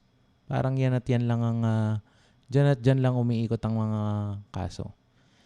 We're still on easy mode dito sa chapter na to. Pero it's gonna get technical as we go along. Sige. This is one important case. Standard Oil Company versus Arenas. I hope you listen carefully para so you can get the format kung paano kinukwento ang isang kaso. At baka makatulong naman din to sa inyong pagre-recite. Are you ready? I'm gonna share with you a case. This is also how I recited many years ago. And this is, to a certain extent, what I expect kapag may recitation ng kaso. If you want to follow along yung kaso nasa description box, pwede nyong basahin pwede nyong i-click yung link. Type ready. Hello, Naira Pearl. I hope you're safe, kapatid. Type ready kung okay na kayo. Listen to how I share a case. Nako, Mr. Canoso, parang ikaw lang ang ready. Saka si Rex. Mr. Ascari is also ready. Let's go. This is usually how I recite a case, and this is what I expect when a case is supposed to be recited. Okay. Standard Oil Co. The Standard Oil Company of New York sued 5 persons for the collection of the sum of 3,305.76 pesos with an interest of 1 peso per month. Yung maka 1 peso per month na yan, parang ang liliit ng amounts, di ba? Nakakatuwa naman. Parang pag-aawayan pa na nila to. But, kapatid, you have to contextualize. This case happened in 1908. Okay, let's start. The Standard Oil Company of New York sued 5 persons for the collection of the sum of 3,305.76 pesos. 305 pesos and 76 centavos. With an interest of 1 peso per month.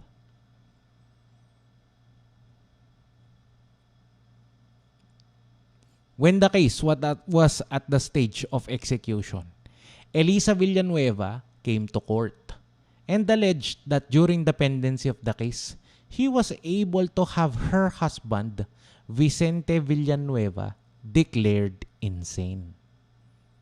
She alleged that her husband was declared by another court to be insane and that her husband was afflicted by monomania of great wealth.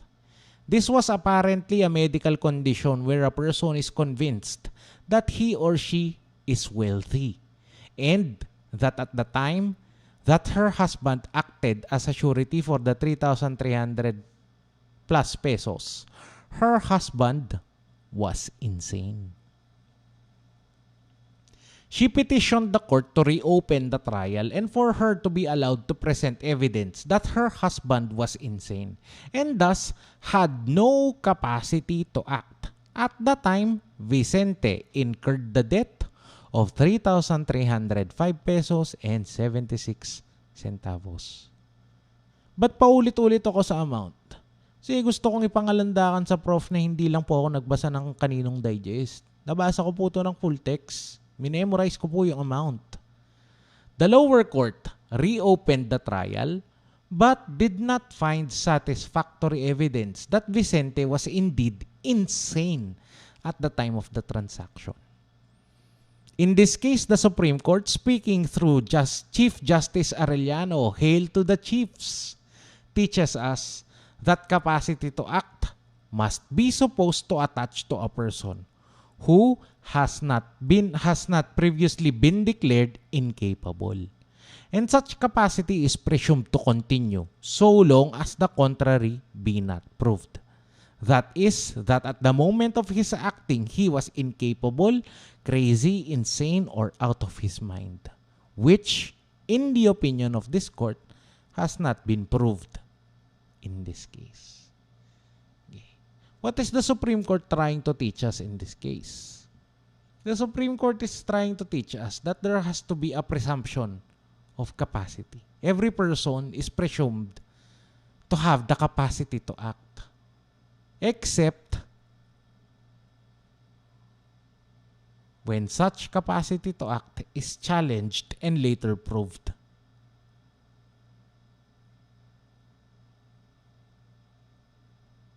Later disproved. Sige.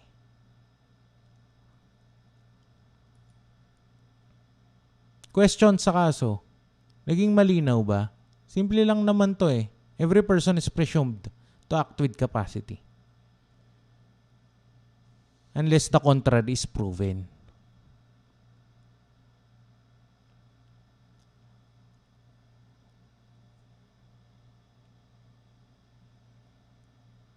For example,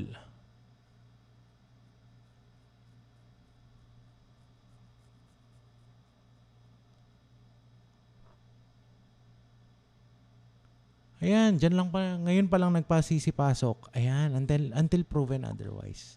The presumption is in favor of insanity, correct? Correct.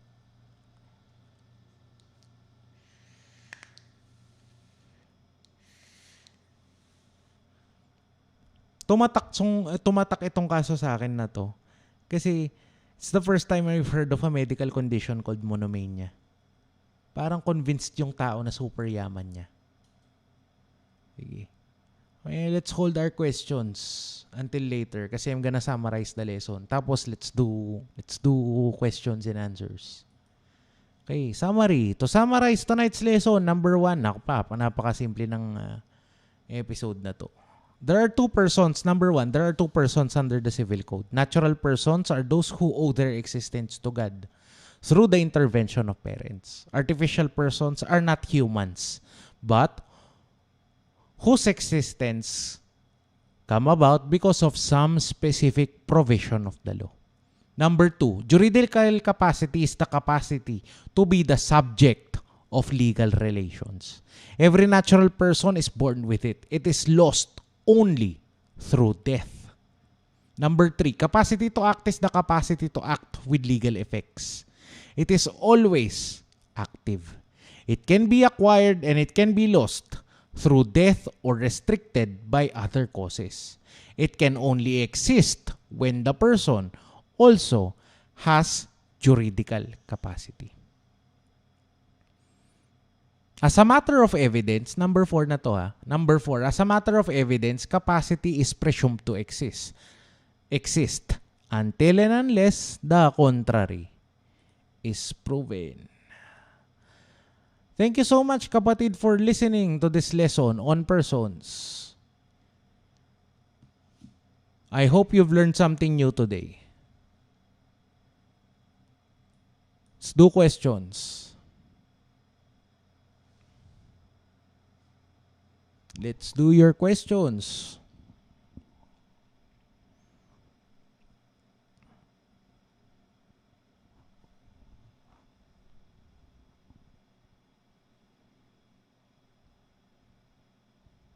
Let's do your questions.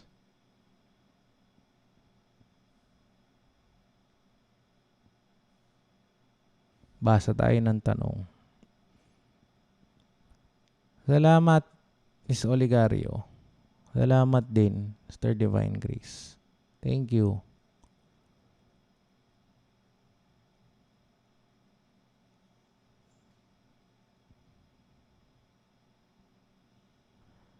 For the purposes of venue.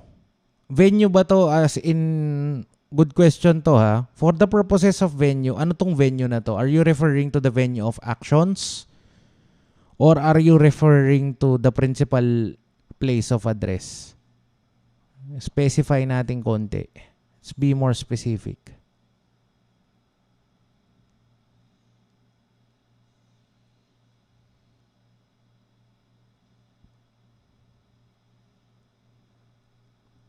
Si Miss Tala Mariel, I think it's best that you ask your question sa PM. PM mo ako, kapatid. Hello, Nabi. Maraming salamat. Pag prisoner po, that's jumping ahead. Ayoko munang buksan yon kasi tatagal na tayo. For the purposes of venue of actions, okay. Venue number 1, ang first rule natin sa venue, kapag may stipulation doon lang. Stipulation on venue has to have some language of exclusivity. It must be unambiguous. Kapag may stipulation on venue, you have to think about it. You have to look for language that says exclusive venue is Quezon City to the exclusion of all other courts. Yan ang ating rule pagdating sa stipulation as to venue. Again, number 1 yon. Pangalawa, kapag sa venue ng actions ng OPC, ang pagbabasihan natin hindi yung address ni owner. Hindi yung address ni owner. Kasi kapatid, when you file for an OPC or any other corporation actually, may isang malaking box dyan. Actually, series of boxes sila. Mukha silang parang pang form. 1 letter, 1 character, 1 box. Tapos you leave 1 space. Pagdating sa SEC, kapag hindi mo yan fill up strictly, ibabalik lang din sa'yo yung form. For the purposes of venue, ang address ng OPC ay kung anong address ang sinulat niya doon sa form niya sa SEC.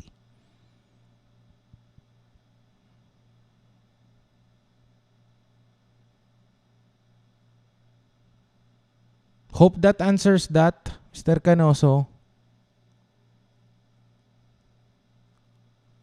Thank you, Ivan. Bounce na daw si Ivan. Basa lang, kapatid. Have a great evening too. Hope that answers that, Canoso, ha? Ang venue, ang principal address ng isang OPC ay kung ano man ang sinulat niya sa kanyang application at kung ano mang nakasulat sa kanyang certificate of registration. Not necessarily yung address ni OPC. Very specific yan. Can an estate be sold if an elected guardian ad litem is elected for a minor? Medyo magulo, Paul. Can you expand?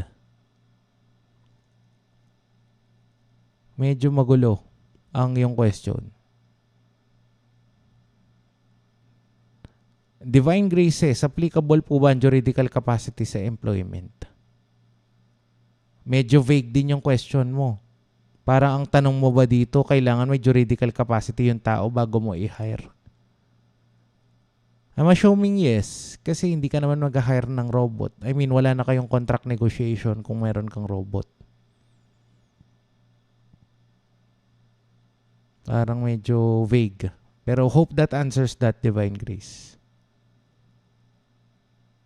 Yes, Maynard, tama. Kung anong declaration or stipulation sa Articles of Incorporation. Pero ang una talagang batayan dyan yung kung anong nakasulat sa CR. Certificate of Registration. Yung attachments nun. Thank you. God bless you too, Jenny. Salamat.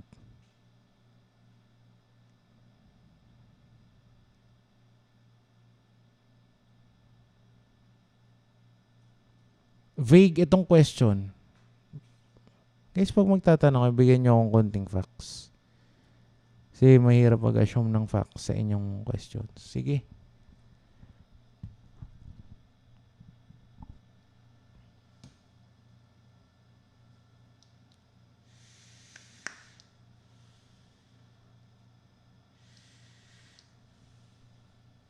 Siyempre, clear itong topic na to. Sample lang, sobrang basic nito.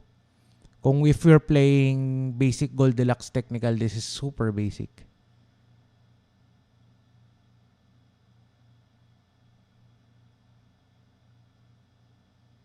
Venge, PM mo ko kapatid. Off topic to pero sasagutin ko to, PM mo ko. First time sa live, Mark Anthony Villanueva. Welcome.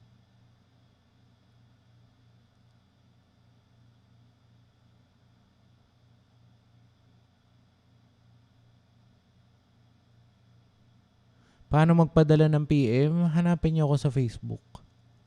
Can look for me on Facebook, Lex in Motion.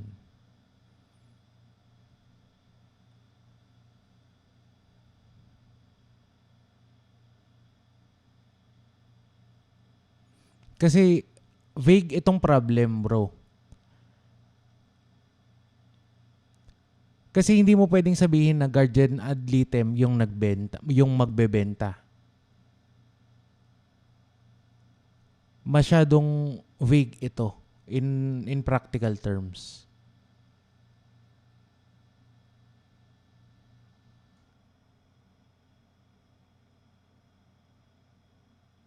Thank you, David, sa iyong support. David Akboy. Sige. Uy, 11 na halos. Yes, let's do meds. Pero teka, gonna go back. I want to go back and shamelessly promote this. For the people here who are watching na wala pa sa law school. Shamelessly promoting this. The law school boot camp happening this October.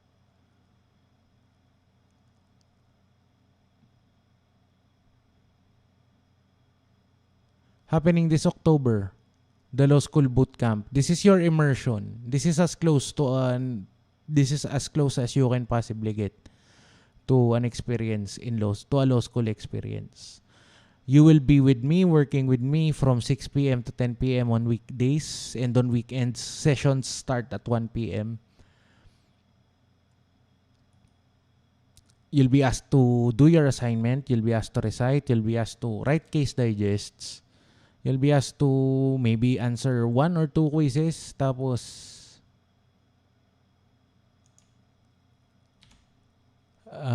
I'll be giving you feedback on everything. Welcome na welcome dito ang mga college students still looking to see what law school feels like. For those of you who are stuck between working and grad school, pwede bang pumasok kahit late? Pwede. Pero, katulad ng nangyayari sa law school, kapag late ka, may consequence. Link to the bootcamp. Posting it now.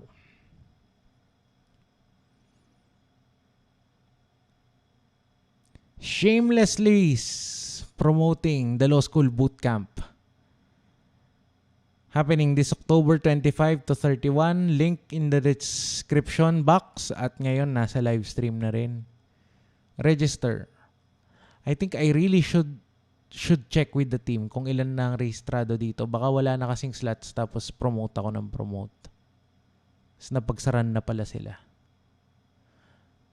Yes. Pwede ba ang senior high school? Pwede. Basta pumasok ka sa mock class, pwede ka din dito. You will be graded accordingly. Sa mock classes, may mga senior high, kapatid. Kung pwede ka doon, pwede ka rin dito. Just make sure you can comply with the schedule, 6 p.m. to 10 p.m.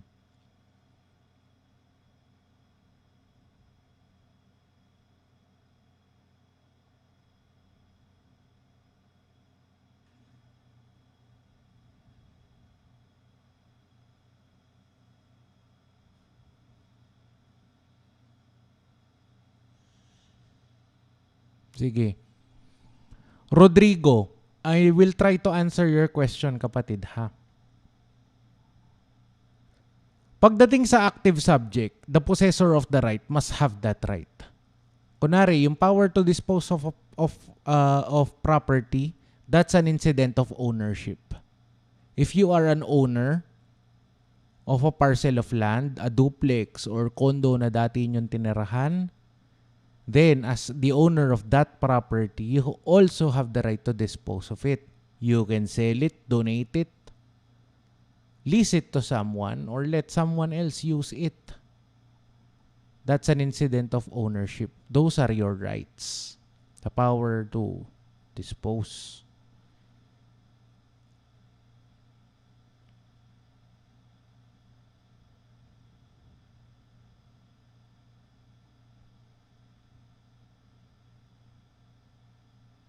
Quantum of evidence, nasa discussion na cover yan sa sa part, if I'm not mistaken, 26, 27, or try mo hanapin sa 25, 26, 27 ng intro to persons na discuss ang quantum of evidence doon. Thank you, Jenny. Maraming salamat. Nandito ka. I hope that answers that, Rodrigo. Pero kung magulo pa rin, PM ka lang, kapatid. I always read my message requests. Nung hindi tayo magkaibigan. Sige. Any other questions?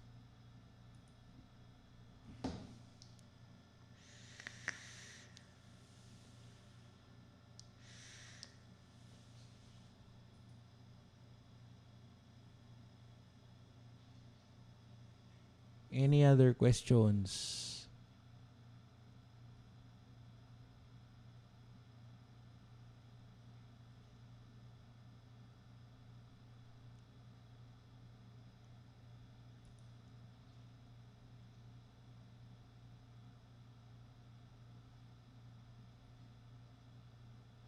Sige. Ano ba mangyayari sa bootcamp? Expect that I will give you assignments on typical first year subjects. Pero, I'm still mulling over if I'm gonna do Civ Pro and Crim Pro. I think these are going to be future first year subjects next year at baka makatulong naman kung ako ay may aambag sa inyo pagdating sa dalawang subjects na yon. However, it always comes with a warning that the way I treat REM is a different animal pagdating sa REM. Iba ang tanungan kapag REM. Iba expectations ko pag REM. So, still trying to work that out with the team. Papayagan ba nila akong mag-REM? Sasalita ba ako sa REM? May subject ba kayong REM? Pag-aralan natin yan. Sit-in, hindi pwede. If you're in the camp, you're in the camp. Bawal ang sit-in. Hindi ka pwedeng nandun at wala kang ambag. Parang nandun ka para panoorin yung kahihiyan ng mga kaklase mo. Mga kabatch mo sa camp. Hindi pwede sit-in. Pero, there is a petition na pwede po ba sa sem break namin kayo ay bootcamp ulit for law students. Gonna post a second link. Petition para sa bootcamp. Ilang days ang bootcamp? 7 days. It's Monday to Sunday. Yan. Etong petition na to is the petition to hold another bootcamp pero sem break ng mga law students. It's called the Law School Bootcamp, Law Student Edition. Medyo mas technical na topics ang mga pag-aaralan natin dito. We're certainly going to do tax. Di ko kayo palalampasin ng walang tax. Sure na may Crim Pro. At baka Evid. Baka mag-evidence tayo sa Law Student Edition. Again, if enough people sign up and petition that we open that. Okay. Ako excited ako sa prospect na I'm gonna teach tax. Well, oo. Tax and REM and Evid. Sige.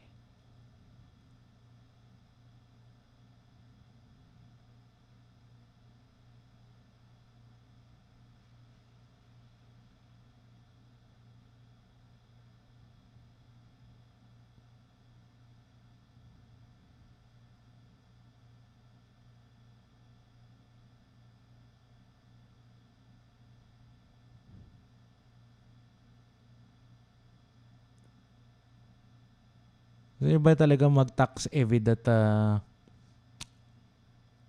evid tayo, mag-tax tayo. Iba expectations ko dito ha, for the current law students.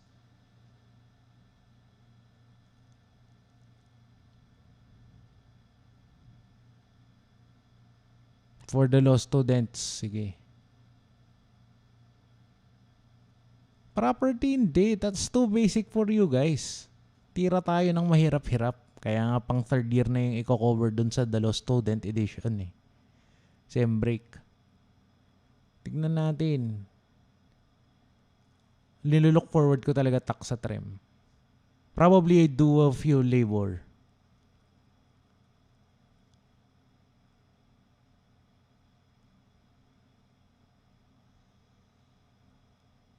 Oh, sali ka ulit doon, Minggulyo. Tax naman eh, may baon ka doon. Hindi ka masisiro sa tax. Tax 1, tax 2, pagaluin na natin. Kaalaman na.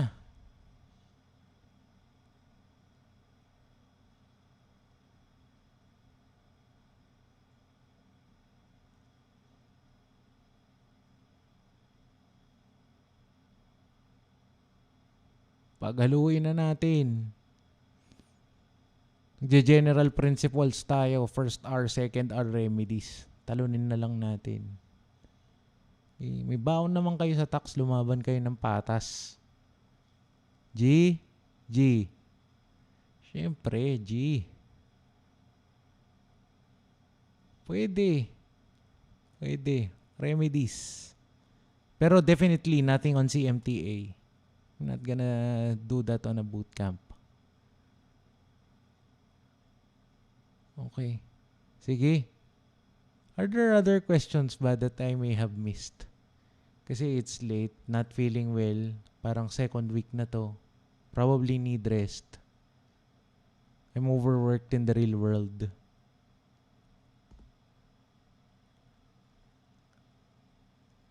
Are there other questions? Sige, mag-VAT tayo. Want VAT? Let's do VAT.